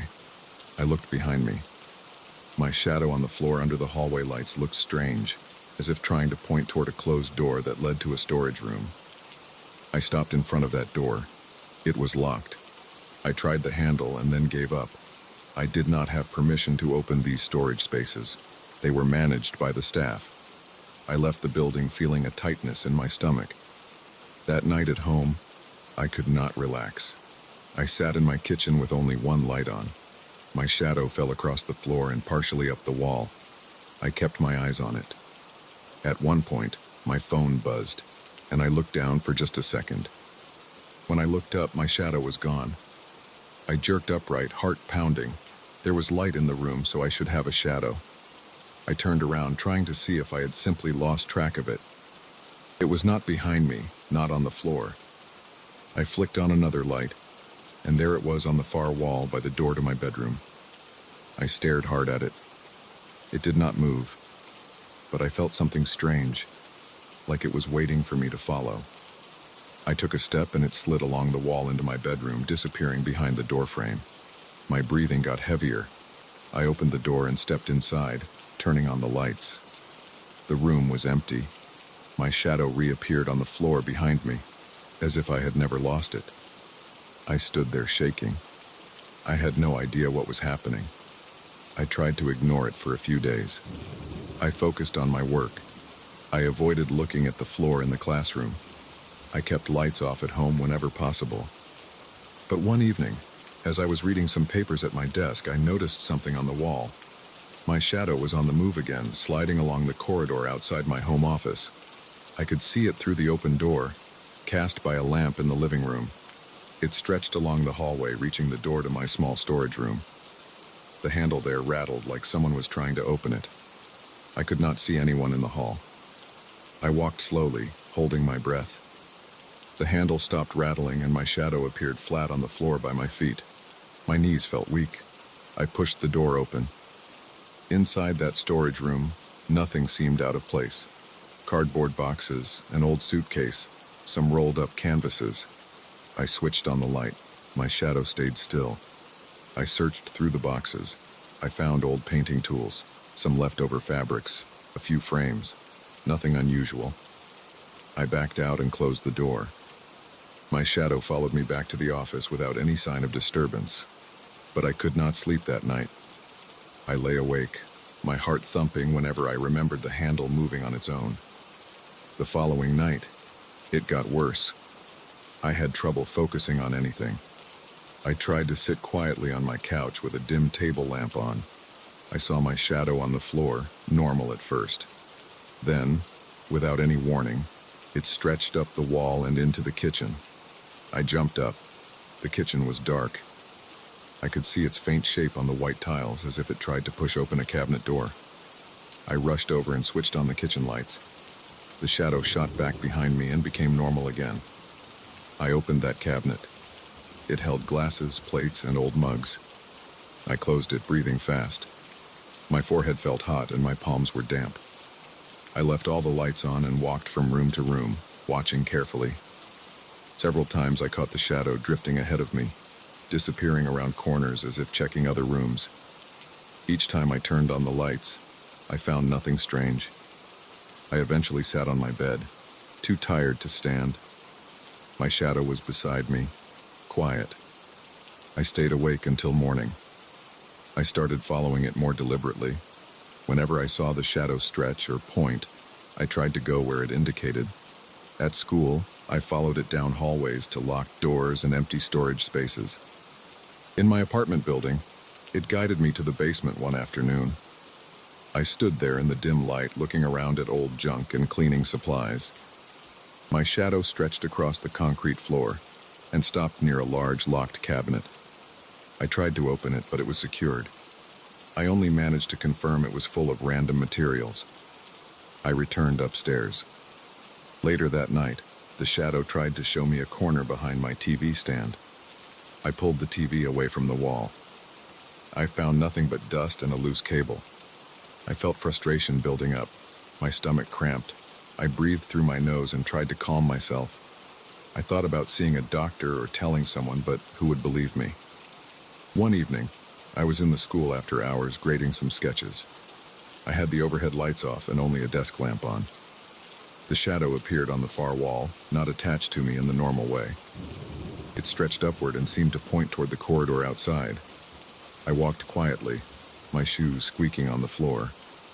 In the hallway, the emergency lights were on, creating dim patches of light. I saw my shadow move ahead of me, slipping under a doorway into a classroom used for storage. I followed, pushing the door open. Inside, there were shelves of old paints, brushes, and canvases. The shadow was on the back wall, near a large painting covered by a sheet. I turned on the small lamp in the room and approached. The shadow stayed right behind me now. I pulled the sheet off. Underneath was a large canvas, maybe 3 feet by 4 feet. It showed a messy scene of abstract lines and shapes. There were dark areas and strange forms that looked like nothing in particular. It did not remind me of any student's work. I tried to lift it. It was heavier than I expected. Behind the canvas, I found a sealed box. I set the painting aside and examined the box. It was made of wood and locked with a small latch. I searched the room and found a thin metal tool that I used to pry it open. Inside were old photographs and a few letters. I glanced through them quickly. They seemed to belong to a previous art teacher who worked here long before my time. There were no names I recognized. I felt a slight disappointment. I put the box down and looked at my shadow. It was normal now, on the floor behind me. At home, I continued to see the shadow act strangely. Some nights it walked alone into my bathroom. I would find the shower curtain swaying slightly, though the window was closed. Other nights it dragged itself along the hallway floor, pausing near the apartment door as if waiting for me to open it. When I opened the door, it would move into the hallway outside my apartment, leading me to the stairwell or the laundry room, only for me to find nothing special. Just the same old building. Over the following weeks, I had trouble eating. I felt restless. My neck and shoulders ached. I jumped at small noises. I tried leaving all the lights on, and even sleeping with the lamp lit. The shadow still found ways to move where it wanted. Sometimes I caught it lingering behind furniture like it was searching for something. I checked every corner of my place. I found nothing that made sense. Each new location it pointed me to was empty or filled with common items. I realized I needed to confront it directly. One night I turned off all the lights except one lamp in the living room. I stood there and faced the wall where I expected to see my shadow. I said out loud that I wanted it to stop. My voice came out shaky and quiet. I waited, breathing fast, my heart pounding. The shadow stretched up the wall, slowly bending it where its head would be. It looked like it was trying to reach the ceiling. I stepped back. It slid toward my bedroom again. I followed. Inside the bedroom, it stretched along the floor until it reached my nightstand. I opened the drawer. I found a small old notebook I had forgotten about. It was a place where I once wrote notes about my art projects. I flipped through it. Inside, I had listed some old painting techniques and addresses of art supply stores I used to visit. I did not see anything unusual. The shadow did not move. I sat on the bed and waited. After a few minutes, it crawled along the floor, heading toward my closet. I followed and opened the door. Inside were clothes, shoes, and a few boxes of old materials. I pulled them out and checked each one. I found old sketches, broken pencils, dried tubes of paint, and a dusty old postcard from a city I had visited years ago. I placed everything on the floor, feeling my throat tighten. The shadow hovered by the wall as if waiting. I showed it each item. I spoke softly, describing what I found. When I finished, it settled down behind me, matching my outline. The next evening, it guided me again to the same storage room at school. This time, I did not find anything new. I turned the light off and on, hoping to catch it doing something different. It only waited. I noticed that when I pulled open drawers and cabinets, my shadow slowed down. as if calmer. After a while, I realized something. The shadow was not looking for a particular object. It just wanted me to keep searching, opening, and checking. I felt anger rising in my chest. I did not know what to do. I stomped out of the room, locked it, and walked down the hall. The shadow followed me on the floor. I could see it under the dim lights. It did not point anywhere now. It stayed close behind me, stretching only slightly now and then. Over the next week, I tried ignoring its signals. If it tried to point somewhere, I refused to follow. At night, I kept my eyes on my phone or on my dinner plate, forcing myself not to watch the walls. I still saw it from the corner of my eye, sliding under doors or up the wall, but I did not move. I clenched my jaw and forced myself to remain still. Eventually, it stopped trying to wander far. It stayed by my feet, quiet and still. At school, it moved with me normally. At home, it stayed in place. I noticed I slept better and my shoulders felt less tense. One night, as I was brushing my teeth, I caught a glimpse of it moving slightly. I froze, toothbrush in my mouth. The shadow stretched along the tile floor behind me, reaching toward the sink's cabinet. I opened it. There were towels, soap, some cleaning supplies. I sighed and closed it. I turned off the bathroom light. In the dark, I felt my heart steady. I turned the light back on. My shadow was just behind me, normal. I nodded to myself and left the bathroom. Now the shadow still acts strange sometimes, but less often. When it tries to point me somewhere, I check quickly, find nothing, and return to what I was doing. I cannot fully explain what happened, but at least I have a routine again. I can sleep, eat, work, and function. The shadow does not control me. It still tries sometimes, but I do not let it lead me all over the building or rummage through every storage room. When it reaches towards some empty corner, I just walk away. It always returns to my side. It cannot leave me for long, and it cannot speak. It shows me places that do not matter.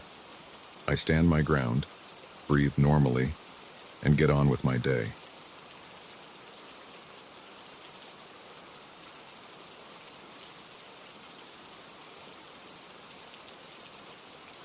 I remember that night in the forest because it still makes my stomach tighten. I decided to camp out there to avoid the noise of the city. I wanted peace and quiet, maybe a chance to think without traffic and strangers crowding me. I drove for a few hours until I reached a spot far from paved roads.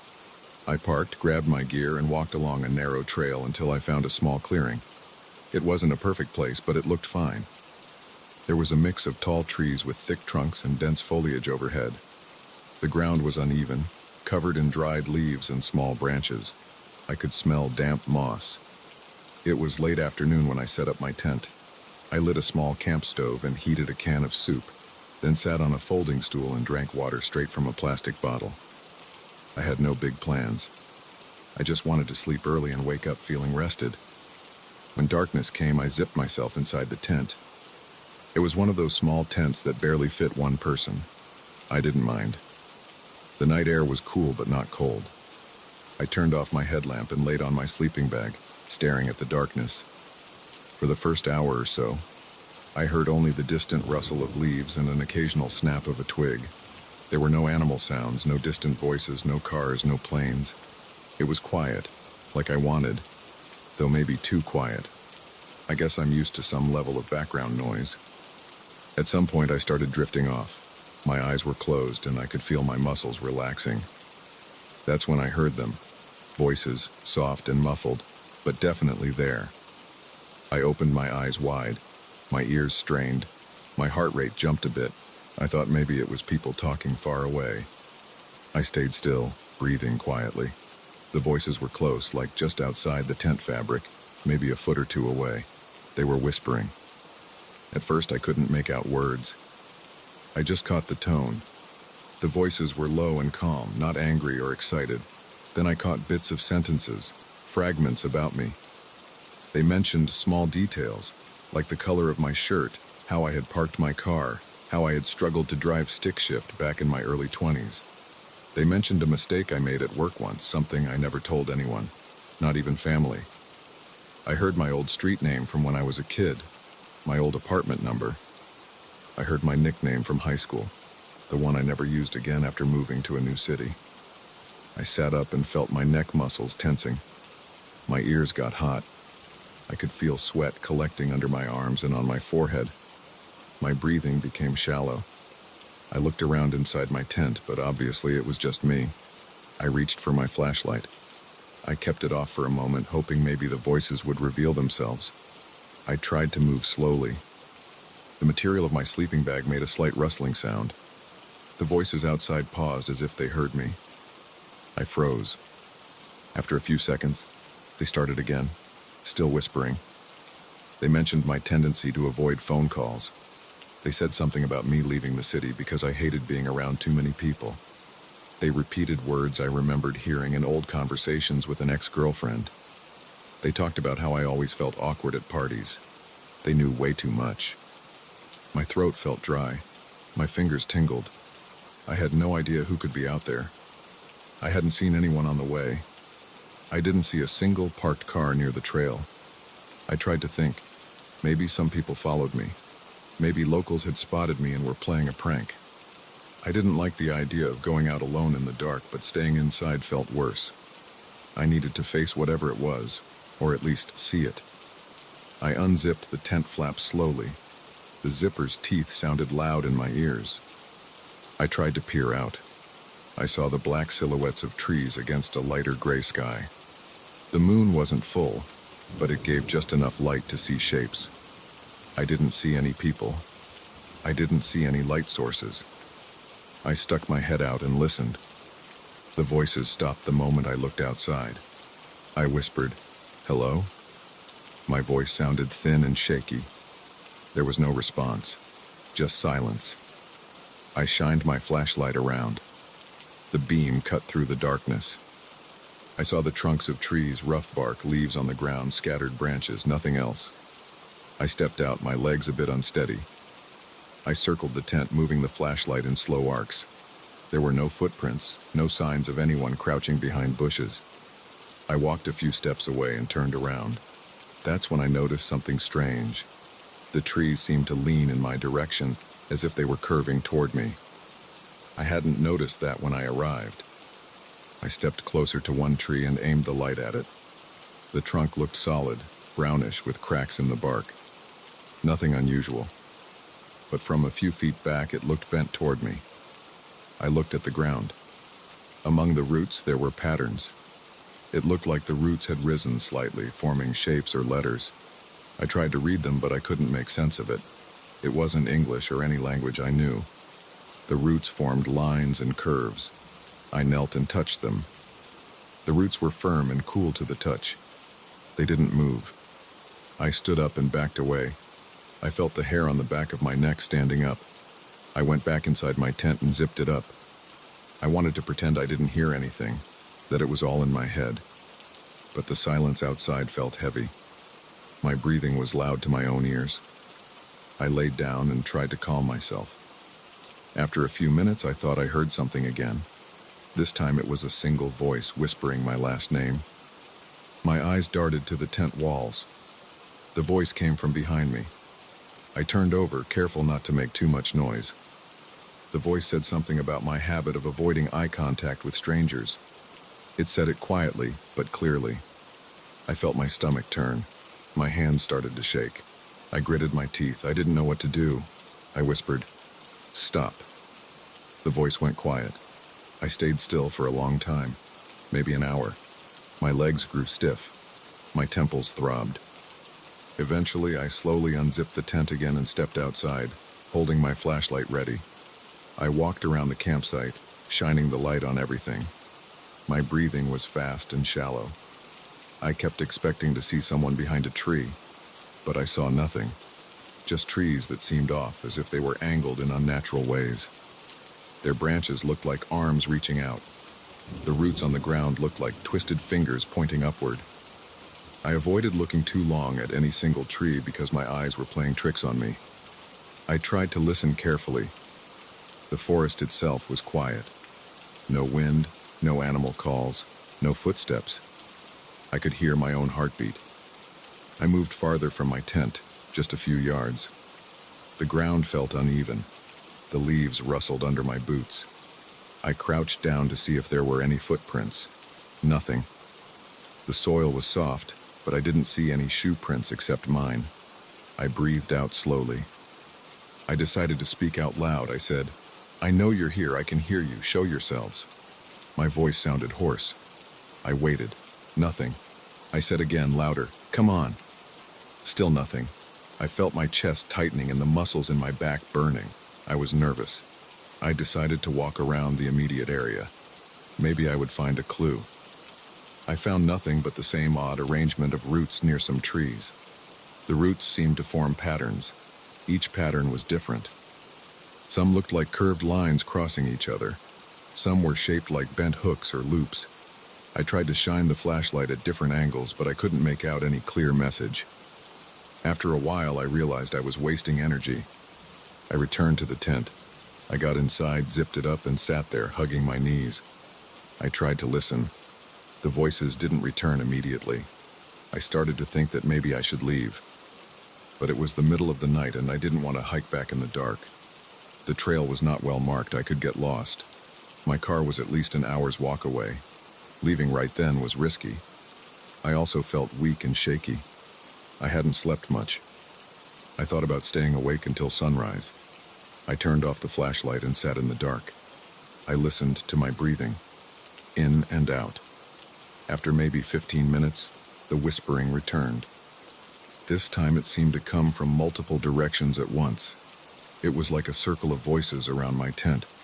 They spoke quietly, but I could catch fragments. They said I was always too quiet. They said I was afraid of people. They said I never liked crowds. They said I came here to escape, but I couldn't escape myself. They mentioned details about my old jobs, my old apartments, times I stumbled in front of strangers, times I avoided saying hello to neighbors. They spoke as if they knew every detail of my life, every small embarrassment. My head started to pound. I felt my face getting hot. My chest was tight. My hands were clenched so hard that my knuckles hurt. I yelled, "Shut up!" My voice sounded strained. The voices stopped for a second, then whispered again, but quieter. I grabbed the tent zipper and yanked it down. I stuck my head outside and said, "What do you want?" My voice cracked. Nothing answered. I shined my flashlight wildly around. The trees looked still, but I knew they were not normal. I felt panic rising inside me. I wanted to run, but I knew running blindly into the forest at night would be stupid. I backed into the tent and zipped it up again. I sat down, hunched over, trying to think of a plan. I decided to pack up and leave at first light. I couldn't stay another day. I didn't care about the peacefulness anymore. This wasn't normal. Something was wrong. I tried to pass the time by counting my breaths. I closed my eyes and listened carefully. When the voices came back, I tried not to react. I tried to ignore them. They whispered about my past again, naming people I hadn't thought about in years. They mentioned mistakes I made long ago. They brought up times I felt ashamed. They repeated words and names with careful pronunciation. My heart felt like it was beating in my throat. My arms felt tense. My back hurt. At some point, I crawled out of the sleeping bag and got on my knees. I rummaged through my backpack and grabbed a protein bar and a bottle of water. I forced myself to eat and drink. My jaw was tense, and I had to work at chewing. The forest outside stayed quiet except for those occasional whispers. They never got louder. They never shouted. They just lingered, soft and insistent. I tried shouting questions at them. "Who are you?" I said. "Why are you doing this?" I got no response that made sense. They just kept commenting on my life. They never addressed me directly beyond stating facts. It was like they were having a discussion about me, but not with me. When I tried to listen very closely, I noticed that some voices had different pitches. One was lower, one was a bit higher, one sounded raspy. It was like a group of people just out of sight, discussing personal details from my life. I wondered how they knew these things, but I had no way to find out. I had no clues. I stayed like that for hours. I kept expecting something else to happen, but it didn't. The voices kept going, sometimes fading away, sometimes returning. They never laughed. They never sounded angry. They just sounded interested, as if studying me. My heart never fully calmed down. My body stayed on edge. My throat was dry no matter how much water I drank. Eventually, I noticed that the sky outside was getting lighter. The darkness was turning into a pale blue. I checked my watch. It was almost dawn. The voices became quieter. I unzipped the tent again and looked outside. The trees looked normal now, as if they were straight and tall. I still saw odd shapes in the roots, but they looked less like writing and more like random patterns of wood and dirt. I didn't trust my eyes. I stepped out and walked around slowly. I looked for footprints again. Nothing. The forest looked empty. The only sound was a slight breeze moving through the leaves. I packed my tent quickly. My hands shook a bit, but I managed to roll up the fabric and stuff it into my pack. I didn't eat breakfast. I just wanted to leave. I slung my backpack over my shoulders and held my flashlight in one hand, even though it was getting brighter by the minute. I found the trail and started walking back the way I came. Every few steps, I checked behind me. I saw only trees and bushes. I didn't hear any voices. My legs felt shaky, but I forced myself to keep going. After a while, I reached my car. It was still there, undisturbed. I got in, locked the doors, and started the engine. I drove away, looking in the rearview mirror now and then, expecting to see something behind me. But I saw only empty road and trees in the distance. When I finally got back to a main road, I pulled over at a small gas station and stepped out. I felt sore. My shoulders ached. I looked at myself in the car window. My face looked tired, my eyes were red, and my cheeks felt stiff. I didn't understand what happened in that forest. I had no explanation. I only knew that I never wanted to go back. I just wanted to get home, lock my door, and try to forget about it. I haven't returned to any forest since that night, and I don't plan to. It's not worth the quiet.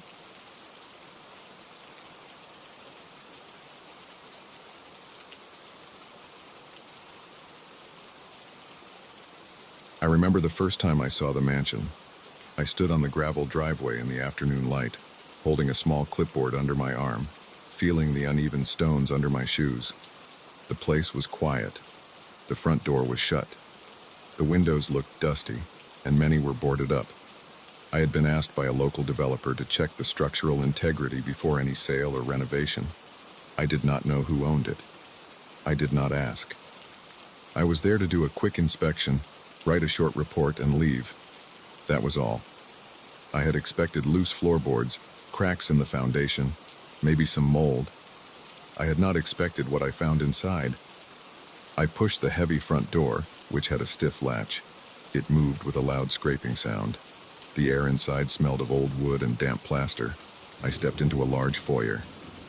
The ceiling was high, and I could see dusty light filtering in from a narrow stained glass window, high above the door. I tapped the walls with my knuckles. They felt solid. I walked forward, shining a small flashlight into the corners. I saw nothing unusual at first, just peeling wallpaper and worn wooden floors. I made a few notes on my clipboard. My footsteps echoed. I spoke my own name under my breath to keep myself focused. The silence felt odd. There was not a hint of traffic noise, no rustling of leaves. The place felt cut off. I stopped near what looked like a staircase in the center of the foyer. It rose in a gentle curve.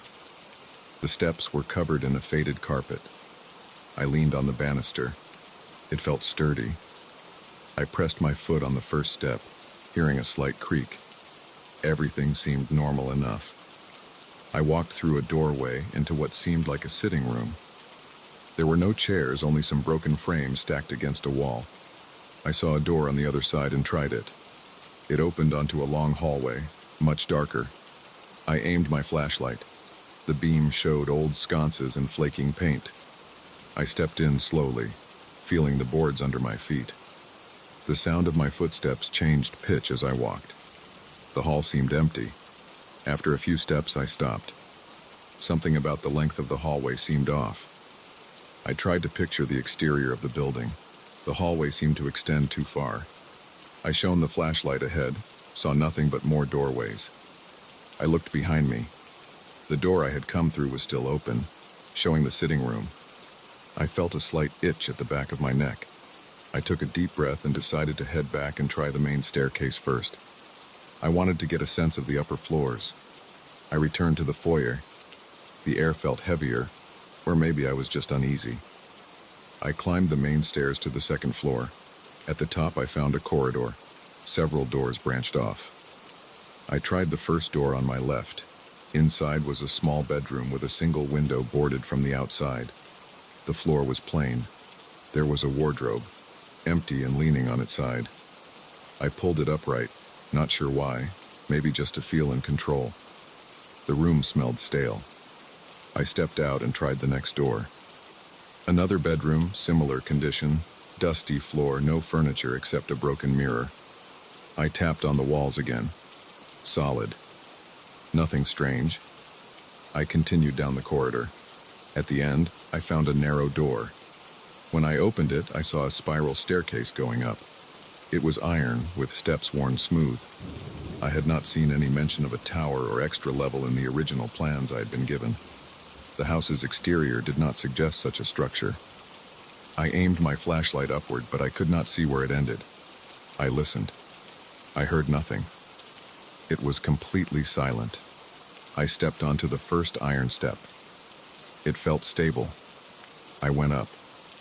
The steps made a slight metallic sound under my weight. After 20 or so steps, I expected to reach something. Another floor, a small attic, something. Instead, the staircase just kept going. I tried to estimate how high I had gone. By now, I should have poked through the roof. But I did not see any skylight or exit. The walls around the staircase were close, dark, featureless. I could not see any doors or windows. I looked down. The foyer and corridor were no longer visible. It was as if the staircase floated in darkness. My breathing got faster. I stood still, shining the flashlight around. The beam showed only the iron steps and a nearby wall. I touched that wall. It felt like cold plaster. I kept going up. After another few dozen steps, I reached a small landing. It was a tiny platform with a door made of dark wood. I had not passed any windows or vents. There was no sign of the outside world. I tested the door's knob. It turned easily. I opened it and stepped inside a new hallway. I paused, shining the light around. The hallway looked like the one below, but there were small differences. The floor here had a strange pattern of tiles instead of wood. The walls had vertical panels that were not present downstairs. I moved forward. I tried to keep track of the direction. I knew I had gone up. I tried the first door on my left. Inside, I found a large room with no furniture, just a wooden floor and a single beam of light coming from a high, narrow window. The window did not look boarded. I crossed the room and tried to see out, but it was foggy outside, and I could not see any landscape. The glass was dirty. I tried to open the window. It did not budge. I turned around to leave, but when I reached for the doorknob, something felt different. The door I had used was gone. The wall was solid. I pressed my palm on it.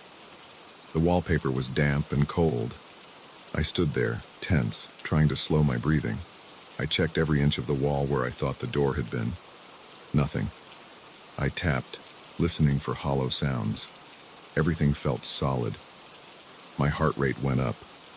I felt sweat on my forehead. I paced the room, checking each corner. I found another door on the opposite wall. I tried it. The knob turned and I stepped through into a corridor. I looked back, expecting to see the room. Instead, there was only a blank wall behind me. My flashlight flickered. I tapped it, and the beam steadied. I moved through this corridor, feeling the tiles under my feet. I noticed a smell, like damp earth. I walked slowly, sliding my hand along the wall to keep my bearings. The corridor turned sharply to the left. I followed it. I saw a set of steps going down.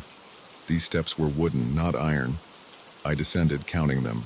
1, 2, 3, and so on. After 20 steps, I reached another door. It was painted a dull white. peeling at the edges. I tried it.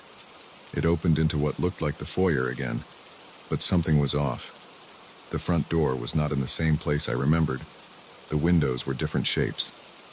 The stairs I had used earlier were nowhere to be seen. I called out, "Hello?" My voice echoed. No answer. I walked around the foyer, shining the light on every surface. I saw a hallway that should have led to the sitting room. Instead, it opened into a long, narrow corridor I did not recall seeing. I decided to try another approach. I would find the main entrance and leave. I just needed to keep calm and retrace my steps. I went to where I thought the front door should be. There was a door there, but it was heavy, made of metal. I tried the latch. It opened, but led not outside, but into a small, empty room with a stone floor. I checked the walls of that room. They were rough and cold. I stepped back into the foyer. I tried another door. This one led into a kitchen with old cabinets and a sink filled with dirty water. I touched the faucet. It moved, but no water came out. I opened a drawer. Nothing inside. I found a door at the back of the kitchen. I went through it, expecting maybe a pantry or a back exit. Instead, I was back in a hallway with dark wallpaper. My flashlight showed peeling paint and some kind of mold. I realized my hands were shaking. I wiped sweat from my forehead with my sleeve. I tried to stay calm. I told myself that the house might have a confusing layout. Maybe there were hidden passages. Maybe I was turned around. I tried to mark my path. I took out a small piece of chalk I carried in my pocket for marking structural notes. I drew a line on the wall near the door I had just come through. Then I walked forward a few steps, turned a corner, and found another door. I opened it and stepped through. I ended up in a room with no windows and a single pillar in the center. I drew another chalk mark near the door I used. I left that room by another door. Instead of a corridor, I entered a small hallway I had not seen before. I looked for my chalk marks. They were gone. The wall where I expected to see a chalk line was clean. I checked my pocket. The chalk was still there. I tried marking the wall again and watched as my chalk made a white line. I then walked forward and came back. The line had vanished. My breathing became shallow. I felt my stomach tighten. I realized I could not rely on marking my way. I tried to keep track in my head instead. I forced myself to think of the original foyer, the staircase, the position of the rooms. None of it matched what I was seeing now. Every corridor seemed to twist.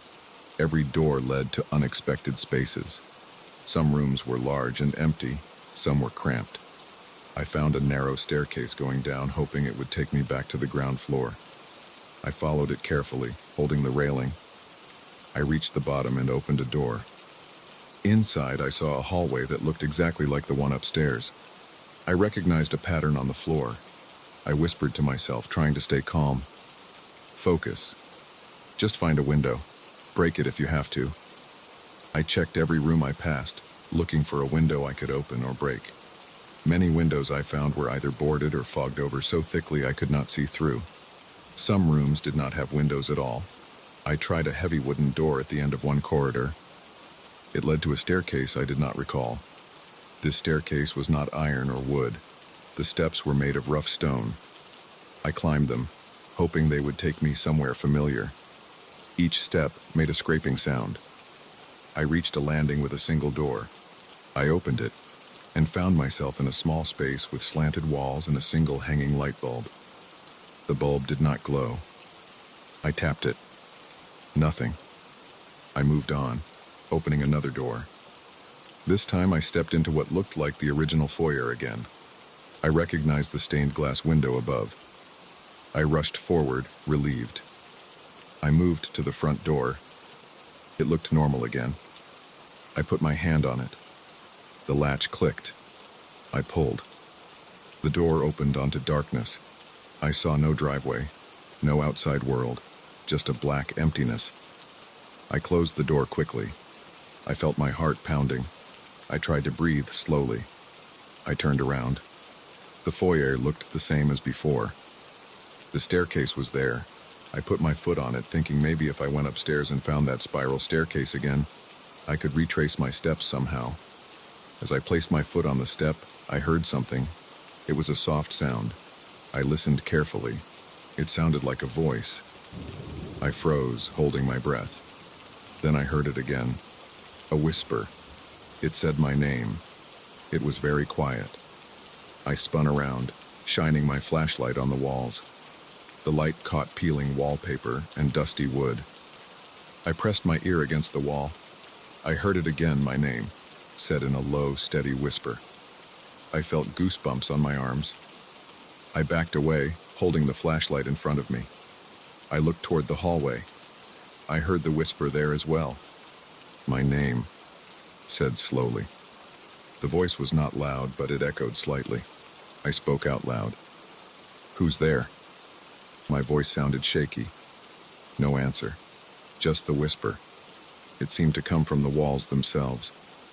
I walked toward the front door again, desperate to find a normal exit. I tried the door once more. I pulled it open. This time I saw a dim light outside, like a cloudy afternoon. I stepped forward carefully. My foot touched a wooden step. I realized I was not walking out of the house, but back onto that iron spiral staircase. I pulled back. I closed the door. I tried another door, the one that led to the sitting room. I opened it and saw another corridor that did not belong there. I slammed it shut. I felt a trembling in my legs. My throat was dry. I wiped my forehead again. I tried to ignore the whispers. I focused on finding a door that would lead outside. I knew the front door must face the driveway. I opened it a third time, trying to keep calm. I saw a dusty driveway this time, no spiral staircase. I saw the faint outline of the trees I remembered from outside. I saw the gravel. I stepped through quickly, holding the latch to keep my balance. My shoes touched gravel. I looked back at the door. It was just a normal wooden door again, with no strange darkness behind it. I closed it gently. I walked down the driveway, feeling each stone under my feet. I did not look back at the mansion until I reached my car. When I turned, I saw the same old structure. The windows looked empty. The boards were still there. Nothing was unusual from the outside. I felt the breeze on my face. I took several deep breaths. I put my flashlight and clipboard on the passenger seat and sat behind the wheel. I stared at the mansion for a while, checking if any lights came on inside. Nothing moved. After a long moment, I started the car and drove away. I did not write a full report that day. I did not return any calls. I kept the memory to myself for a while. Even now, I can still remember the sound of the whispers and the feel of the walls under my fingertips. I can remember how the house kept changing inside, room after room, corridor after corridor, and that staircase that led nowhere. And I remember leaving with a sense of relief, tasting the fresh air outside, and never wanting to step inside that place again.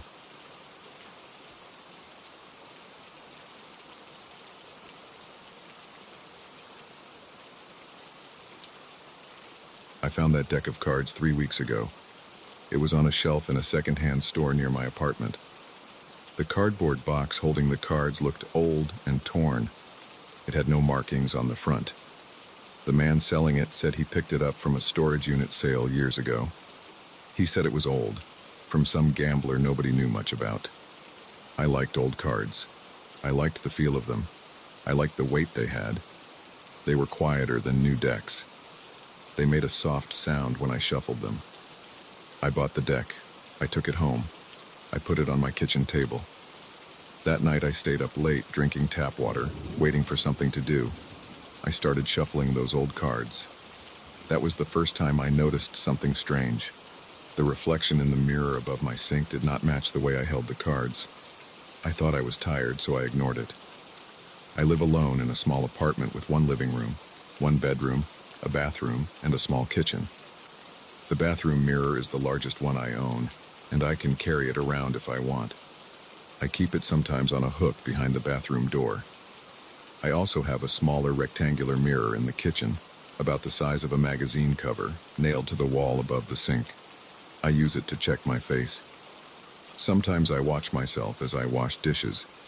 That first night, I was in the kitchen with the deck of cards, and the light overhead was dull, a single bulb. I stood there, facing the mirror, shuffling the deck. I saw my own hands in the reflection, but I also saw a slight difference. In my real hands, I had a random set of cards. In the reflection, I noticed something off.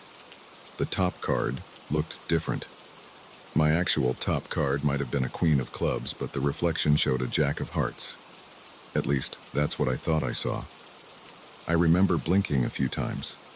After a minute, the reflection matched again. I told myself I was just too tired. The next night, around midnight, I did the same thing. I stood in front of the mirror with the old deck. I shuffled slowly. I looked straight at the reflection. My hands felt a bit sweaty. My apartment was quiet. I heard my refrigerator humming. I shuffled and then spread the cards in my hands. In the reflection, I saw an extra hand. It wasn't just my two hands. There was a third hand there, hovering next to mine, passing me cards that I wasn't actually holding. I turned around. There was nothing behind me. I looked back at the mirror. I only saw it for a second. Then it was gone. I put the cards down. I took a deep breath. I ran some water from the tap and rinsed my face. I felt my heart beating hard. I didn't say anything. I didn't call anyone. I just stood there and stared at my face in the mirror. My eyes looked red. I stayed up until dawn, but I didn't touch the cards again that night. The following night, I tried again, feeling nervous and angry at myself. I don't like feeling tricked by my own eyes. I turned on the kitchen light and a small lamp in the living room, hoping more light would help. I stood in front of the mirror and shuffled the deck slowly. The cards felt dry. I could hear them riffle. I watched the reflection. My reflection was there, doing the same movements. I did a few shuffles and looked closer. Suddenly in the mirror there was a hand that did not belong to me. It looked pale and thin. It moved slower than my hands. As I held the deck, the reflection showed that hand placing a single card face up on an imaginary table. I looked down. I didn't have any card face up on my side. I only saw it in the mirror. The card in the reflection was the ace of spades. On my side, the top card in my hand was actually a 10 of diamonds. I looked at my own cards. They were normal. I looked back at the mirror. The pale hand was gone. The reflection just showed my face, sweaty, and my hands holding the deck. My mouth felt dry. I pulled open a drawer and took out a dish towel. I wiped my forehead. I listened to the quiet apartment. I did not hear anything else. This started happening every night. I tried at midnight. I tried at 1 in the morning. It only happened past midnight. The old deck seemed normal at any other time. During the day, if I shuffled in front of any mirror, nothing strange happened. But after midnight, if I stood there and shuffled, I would see that hand again. It always appeared in the reflection, placing down cards or holding them up, never matching what was in my actual hands. I tried looking directly at my hands while the reflection showed something else. I could see the difference easily. If the reflection's hand placed down a king of clubs, my real top card might be a 3 of diamonds. I had no idea how this was happening. I tried a few experiments. One night around 12:30, I brought the bathroom mirror into the living room. I propped it up on a chair. I turned off all other lights except a floor lamp. I stood in front of that mirror and shuffled the deck. I watched closely. The strange hand appeared again. It was a left hand with long fingers, and the skin looked almost gray. It came from the edge of the reflection as if someone was standing just outside my field of view, passing cards into the frame.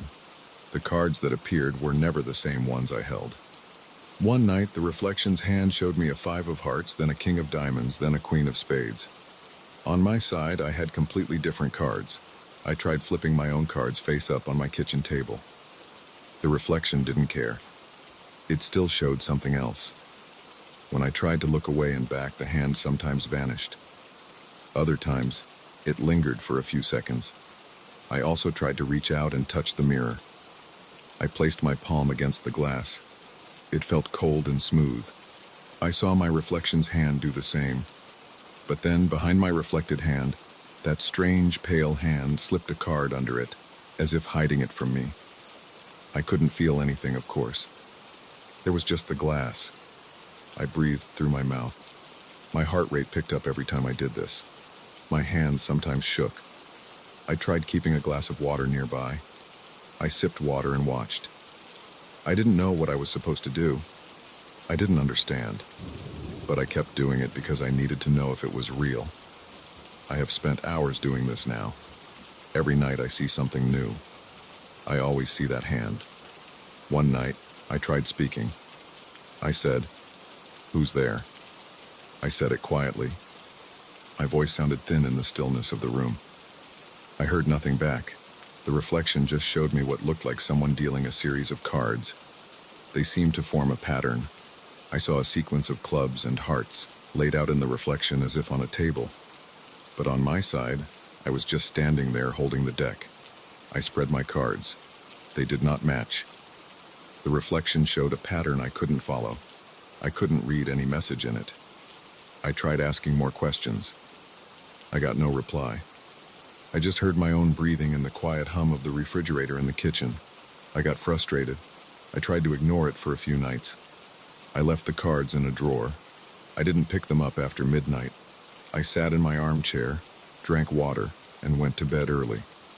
Nothing happened. My apartment stayed quiet. But after a few days, I felt drawn back to that mirror. I felt like I needed to see if it would happen again. Around midnight, I took out the deck and shuffled in front of the bathroom mirror. Right away, I saw that pale hand. It placed down 3 cards in a row. I looked carefully at them. In the reflection, I saw a jack of clubs, a 7 of spades, and a 10 of hearts. On my side, I actually drew those exact cards from somewhere in the deck and held them face up on my table, just to see what would happen. The reflection's pattern shifted. Now the reflection's hand showed different cards.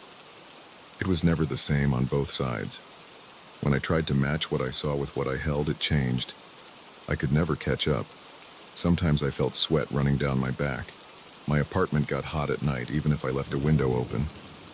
I sometimes heard my neighbor's TV through the wall.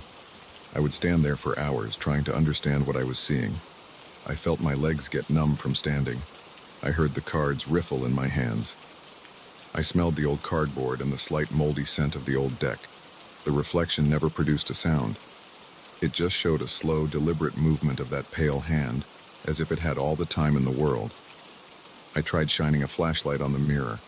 I tried adjusting the light in the room. The hand always showed up after midnight if I tried shuffling. If I put the deck away, nothing happened. If I took a different deck of cards, a newer one, nothing strange happened. It only worked with that old deck. One night I examined the deck card by card. There were 52 cards, all worn and old-fashioned. The backs were a faded red pattern. The faces were the standard French suits, nothing unusual. Aces through kings. There were no jokers. The corners were yellowed. The deck smelled old. I saw no symbols, no words, no marks that would suggest anything special. Yet the mirror showed me something impossible. I started feeling restless. During the day, I would think about it. At night, I would wait for midnight and try again. I became nervous about my own sanity. I tried recording it with my phone's camera. I set up the phone on a shelf behind me to film the reflection while I shuffled. The next morning, I checked the video. It showed nothing strange. It showed me standing there, shuffling cards, nothing else. No pale hand, no strange cards. Just me. The mirror in the video looked normal. I cursed under my breath when I saw that. I tried again the next night from a different angle. The same thing happened. The camera never caught the extra hand or the mismatched cards. Only my eyes saw it. That made me feel uneasy. I rubbed my eyes when it happened, but it didn't go away. I tried wearing sunglasses. The reflection still changed. I tried turning away from the mirror and just peeking in my peripheral vision. I still saw it. I couldn't escape it. Over time, the reflection's cards became more specific. One night, the pale hand dealt a line of 4 cards, a 4 of diamonds, a 2 of clubs, a 9 of hearts, and a king of spades. I stared at them in the reflection. I looked at my own deck. I tried pulling those exact 4 cards in that order out of my deck and placing them on my kitchen table. When I did that, the reflection's hand changed the order, as if mocking my attempt to mirror it. My stomach tightened. I tapped my foot on the floor. I felt sweat in my palms. I said, "Stop that." Nothing changed. The reflection continued to show that pale hand dealing out different sequences of cards. Another night, I thought I recognized a pattern. The reflection's cards seemed to highlight suits that reminded me of something I did years ago. I used to cheat at poker games. I once lied to a friend about a winning hand. I remember I had a king of diamonds hidden in my sleeve. Now I saw the reflection's hand holding that exact card, pressing it against the glass as if showing it to me. I breathed hard and stepped back. I didn't want to think about that. I didn't want to remember anything. But the reflection kept showing me old cards I once used in private games. I couldn't prove it, but I felt it.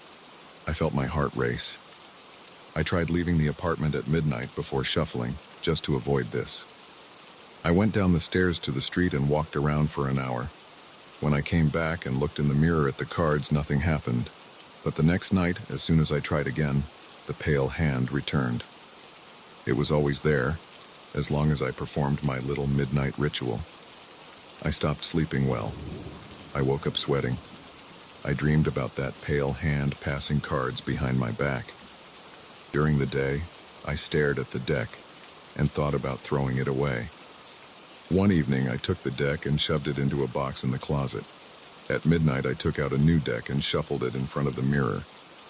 Nothing strange happened. I felt relieved. The next night, I tried again with the new deck. Nothing happened. I smiled and thought it was over. But then I found the old deck on my kitchen counter the following morning. I know I left it in the closet. Yet it was there, on the counter, as if I had forgotten it. I frowned, picked it up, and checked the closet. The box was still there, but empty. I felt a chill in my arms. I shoved the old deck in a kitchen drawer and locked it. That night, I looked in the mirror and stood there doing nothing. Just stood there. Nothing happened. I got curious. At around 1 a.m, I opened the drawer, took out the old deck, and shuffled it in front of the mirror. The pale hand appeared again. It placed a card against the glass. It was a king of diamonds again. I placed my own king of diamonds on the table. The reflection changed to a jack of clubs. I couldn't follow its logic. I just stood there with my heart pounding and my throat dry. I wiped my hands on my pants. I put the deck down and walked away. This pattern continued for days. I would try different approaches. Sometimes I would put the deck in a metal tin. Sometimes I would wrap it in a towel. No matter what I did, if I tried shuffling the deck after midnight in front of a mirror, that pale hand would appear and show me cards I wasn't holding. Sometimes the hand would hold a single card for a long time, as if waiting for me to do something. I would try to match it, but I never could. It always changed. Other times the hand would deal a sequence, then pull them back again. I felt my shoulders tighten. I felt my head ache. I tried drinking more water. I tried washing my face before starting. Nothing helped. I never saw a face in the reflection, just that pale hand. I never heard a voice or saw words, just cards. But the cards made me remember things. They made me feel uneasy. I knew I was losing track of time at night. I would stand there for hours. My legs hurt from standing. My neck felt stiff. My eyes burned from staring at the reflection. I wanted it to stop, but I couldn't stop checking. I needed to see if something would change. One night I tried breaking the mirror. I took a small hammer and tapped the edge of the glass. I didn't want to smash it loudly because my neighbors would hear. I just tapped it lightly. It didn't break. I tried harder. The mirror cracked. I heard a snapping sound. There was a small crack in the corner. I smiled. I thought this would stop it. But when I held the deck up and shuffled again, the reflection still showed that pale hand through the crack, as if the crack wasn't there. The hand still placed strange cards. The reflection of the crack didn't hide anything. I saw everything just as before. I felt my stomach churn. I put the hammer down. I backed away and sat on the floor. I looked at the mirror from a few feet away. I saw my reflection holding the deck. I saw that hand. I felt trapped. I closed my eyes for a moment, opened them again, and the hand was still there. After that, I stopped trying to fight it. I locked the deck in a trunk, but at midnight, I would find myself standing in front of a mirror again with it. I didn't even remember taking it out sometimes. I just ended up there, shuffling, watching that pale hand show me impossible cards. My mouth tasted bitter. My eyes stung. I could feel my heart beating fast. The sound of the cards shuffling filled my ears. The reflection never changed back to normal as long as I stood there and kept shuffling. I could only stop by putting the deck away and leaving the room. I don't know what to do anymore. I can't explain what I see. I can't show anyone. The phone camera never catches it. It's always there, though, as long as I stand in front of a mirror after midnight and shuffle that old deck.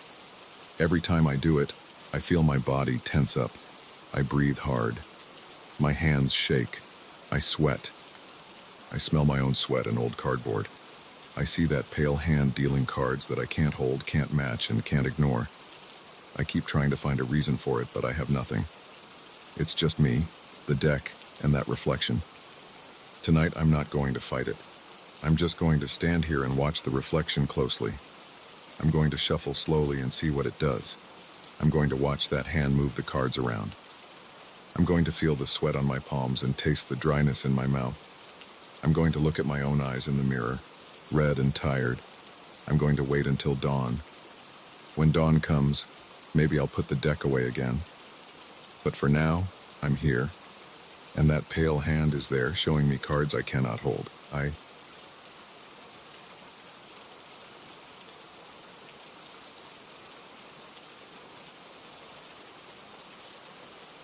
It was my first night in the rented cabin when I realized something wasn't right. I'd driven up that winding road, past a few scattered houses and then no houses at all, until I reached a simple wooden structure at the end of an overgrown trail. I had just signed the divorce papers a month before, and I wanted a place to clear my head. The online listing showed a peaceful cottage near some hiking paths. The owner didn't mention anything unusual. I unpacked my bag, checked the kitchen cabinets, and made a quick sandwich. The place was small, a living room with old armchairs and a low table, a kitchen separated by a short counter, a narrow hallway leading to a bedroom, and a tiny bathroom. It smelled dusty and stale, but that didn't bother me. That first night I sat in the armchair with a cup of cheap coffee, listening to the quiet. Wind passed through the eaves. There were no neighbors. The only nearby signs of life were a few birds that rustled outside before sunset. I closed the main door, locked it, and turned off the small lamp beside me. The darkness felt complete. I had a flashlight, but I didn't want to use it unless I had to. I went to the bedroom, got under the thick blankets, and tried to sleep. I think it was around midnight when I heard the first creak. It came from somewhere near the living room. I opened my eyes. The cabin had old wooden floors, and I assumed they settled at night. I listened a bit longer and heard another creak, a clear sound like weight shifting on a loose plank. I turned on the small lamp beside the bed. I got up, walked to the door of my room, and opened it. The hallway was empty. The living room was dark, quiet, and still. I flicked the overhead light switch. Nothing unusual. The furniture stood where I left it. I checked the front door. Still locked.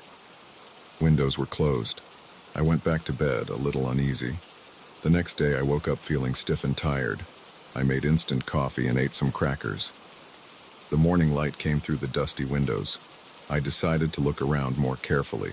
The living room floor had a thin layer of dust near the corners. In one corner behind the armchair, I saw something that looked like the outline of a shoe print. I leaned in. It was a single partial print, the front half of a shoe. I hadn't stepped there. I tried to match my own shoe with it. It didn't match. My shoes had a different tread pattern. I thought maybe it was from someone who had stayed here before, but it looked fresh. The dust was disturbed only in that spot. I checked the doors and windows again. Everything was normal. I didn't see any animal tracks outside. I took a walk around the property. There was an empty storage shed behind the cabin with old lawn chairs and rotted boards. No footprints there. I climbed a small slope behind the property. The trees were tall and thick. No other cabins were visible. I returned inside. The day passed slowly. I read an old newspaper I found in the small bookshelf. I took a shower in the cramped bathroom, ate a can of tuna for lunch. I tried to relax, but I kept thinking about the sound I heard. That night, I turned off the lights again around 10. I lay in bed, fully dressed except for my shoes, with a flashlight in my hand. I forced myself to keep my eyes closed and just listen. The cabin groaned with the wind outside, but that was different. Around midnight, I heard the same sound. A floorboard creaked somewhere in the living room. I sat up. I heard a soft thump, like a footstep. The sound moved slowly toward the hallway. I held my breath. It felt like someone was out there, walking so quietly that only an occasional creak gave it away. I turned on my flashlight, got out of bed, and stepped into the hallway. The air felt heavy, as if someone stood right in front of me, but there was nobody. I looked left and right. Nothing. The living room furniture looked normal. I walked slowly across each plank, testing the floor with my weight. Some boards creaked, others didn't. I saw no new footprints, but I noticed a faint disturbance in the dust on the low table in the living room. It looked like someone had pressed down on it. There was a slight smudge, like a shape of a hand or an elbow, but I couldn't tell. It just looked like something had rested there. The dust wasn't uniform. I went back to bed, heart pounding. The rest of the night was quiet. In the morning, I drank more coffee and decided to clean the floor to track any new prints. I swept and wiped the dust as best I could. The cabin didn't have a vacuum or modern cleaning tools, so I used an old broom and a damp rag. I made sure the hallway and living room floor were clear of dust. If footprints showed up again, I would notice. I spent the afternoon sitting at the table, going over my phone's signal strength. There was none, and checking my car. Everything seemed normal outside. I thought maybe I was losing it, or maybe the noise was just old wood. But I couldn't shake the feeling that someone had been inside. That evening, I cooked a packet of dry pasta and heated some canned tomato sauce. I ate in silence, listening for anything. As the sun set, I locked both doors again. I walked around, pressing on the windows to make sure they were secure. Then I waited. I sat in the armchair with my flashlight and a kitchen knife on the table beside me. The only light was a dim bulb in the kitchen area. Around midnight, I turned off that bulb and waited in the dark. I wasn't sleepy, I felt tense. At some point, I heard a faint scrape near the front door. I shined my flashlight on the door. Nothing moved. Then I heard a soft creak on the floor near the table. I stood up, stepped forward, holding my flashlight out. The beam of light showed empty air, empty chairs, a dusty rug. But I felt something, like a presence right at the edge of the light, as if it knew I couldn't see it. I moved the flashlight slowly. Nothing. I looked down at the floor. The dust I had cleaned was gone, but I could see one fresh footprint, a full footprint this time, near the armchair. It was clear that someone had stepped there. The size looked close to my shoe size, maybe a little smaller. The shape was different from mine. It had a flatter sole. I tried to follow the direction of the footprint, but it was just that one print. I checked the table where I had put the knife. The knife was still there, but I noticed a slight shift in the position of my phone on the table. It looked like it had been nudged. I felt a chill on the back of my neck. I grabbed the knife and walked around the cabin in the dark, shining my flashlight on every corner. I opened the bathroom door. Empty. I pulled open the bedroom closet. Empty. I checked under the bed. Just old boxes. No one. But I kept feeling watched. I could feel my heart beating hard. I sat down on the bed, knife in my hand, and waited. Nothing else happened that night. In the morning, I felt exhausted. My back ached. I had barely slept. I stepped outside, breathing the cold air. I listened for voices or distant sounds. There was only wind in the trees. I decided to inspect every inch of the cabin. I looked for hidden doors or panels, checked the attic hatch and the hallway ceiling. The attic was empty, just a small space with insulation and a bare light bulb. No footprints there. No animals, no droppings. Just dusty boards. I put the ladder back and closed the hatch. By the afternoon, I realized I had no good explanation. Something invisible walked in my cabin at night. It touched my furniture and left footprints. I considered leaving, but I had paid for a week and I felt stubborn. I didn't want to be driven out by something I couldn't see. I had no idea what it was. My plan was to confront it somehow. I set a few small traps. I placed a few empty cans in the hallway so they would rattle if stepped on. I sprinkled flour on the floor near the bedroom door to catch prints. I placed a chair against the front door to see if it would move. I kept my flashlight and the kitchen knife ready. When darkness fell, I felt tense again. I turned off all the lights and got into bed. I left my bedroom door half open. The hallway was barely visible. I lay there, staring at the slice of darkness. Around midnight, I heard the cans in the hallway rattle. Something had touched them. I shot up, flashlight in hand, and aimed it at the floor. The cans rolled slightly, but I saw nothing.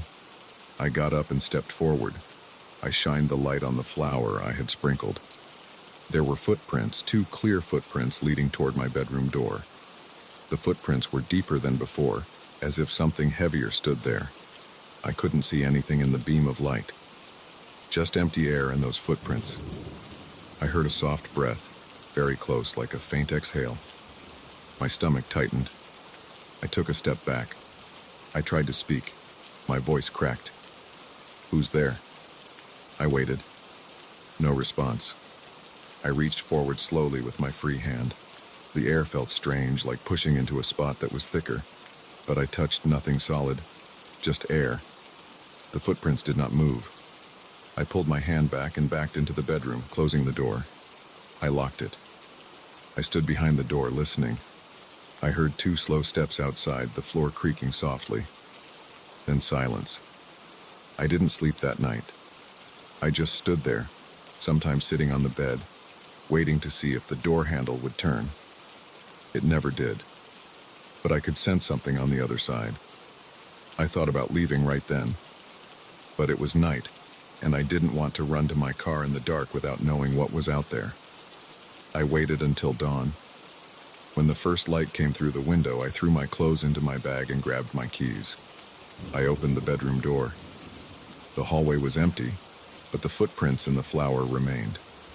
I went to the front door. The chair I had placed was slightly moved, a few inches to the left. The door was still locked from the inside. I decided to stay another night. Part of me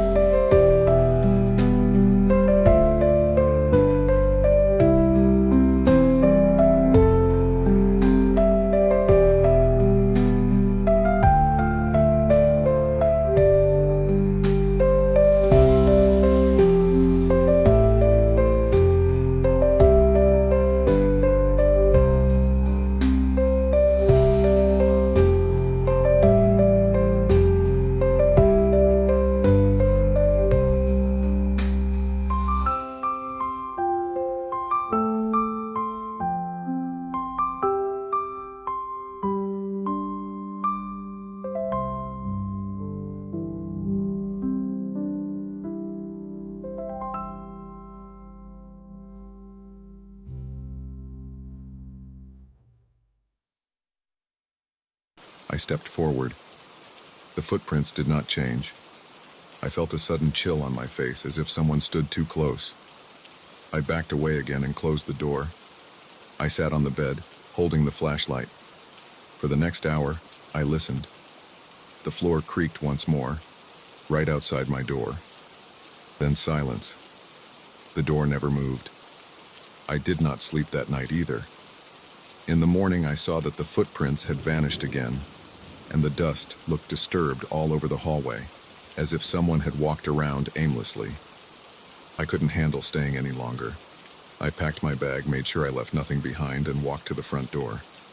My hand shook as I turned the lock. I opened it wide, expecting something to block my way, but nothing did. I stepped outside. The air felt normal. I went to my car and started it up. The engine sounded steady. I didn't look back at the cabin. I drove down the trail, following the same route I had come. The trees looked the same. The sky was clear. I never found out what was inside that place. I never told anyone about the footprints and the sounds. I left the key in the mailbox at the foot of the trail and never returned.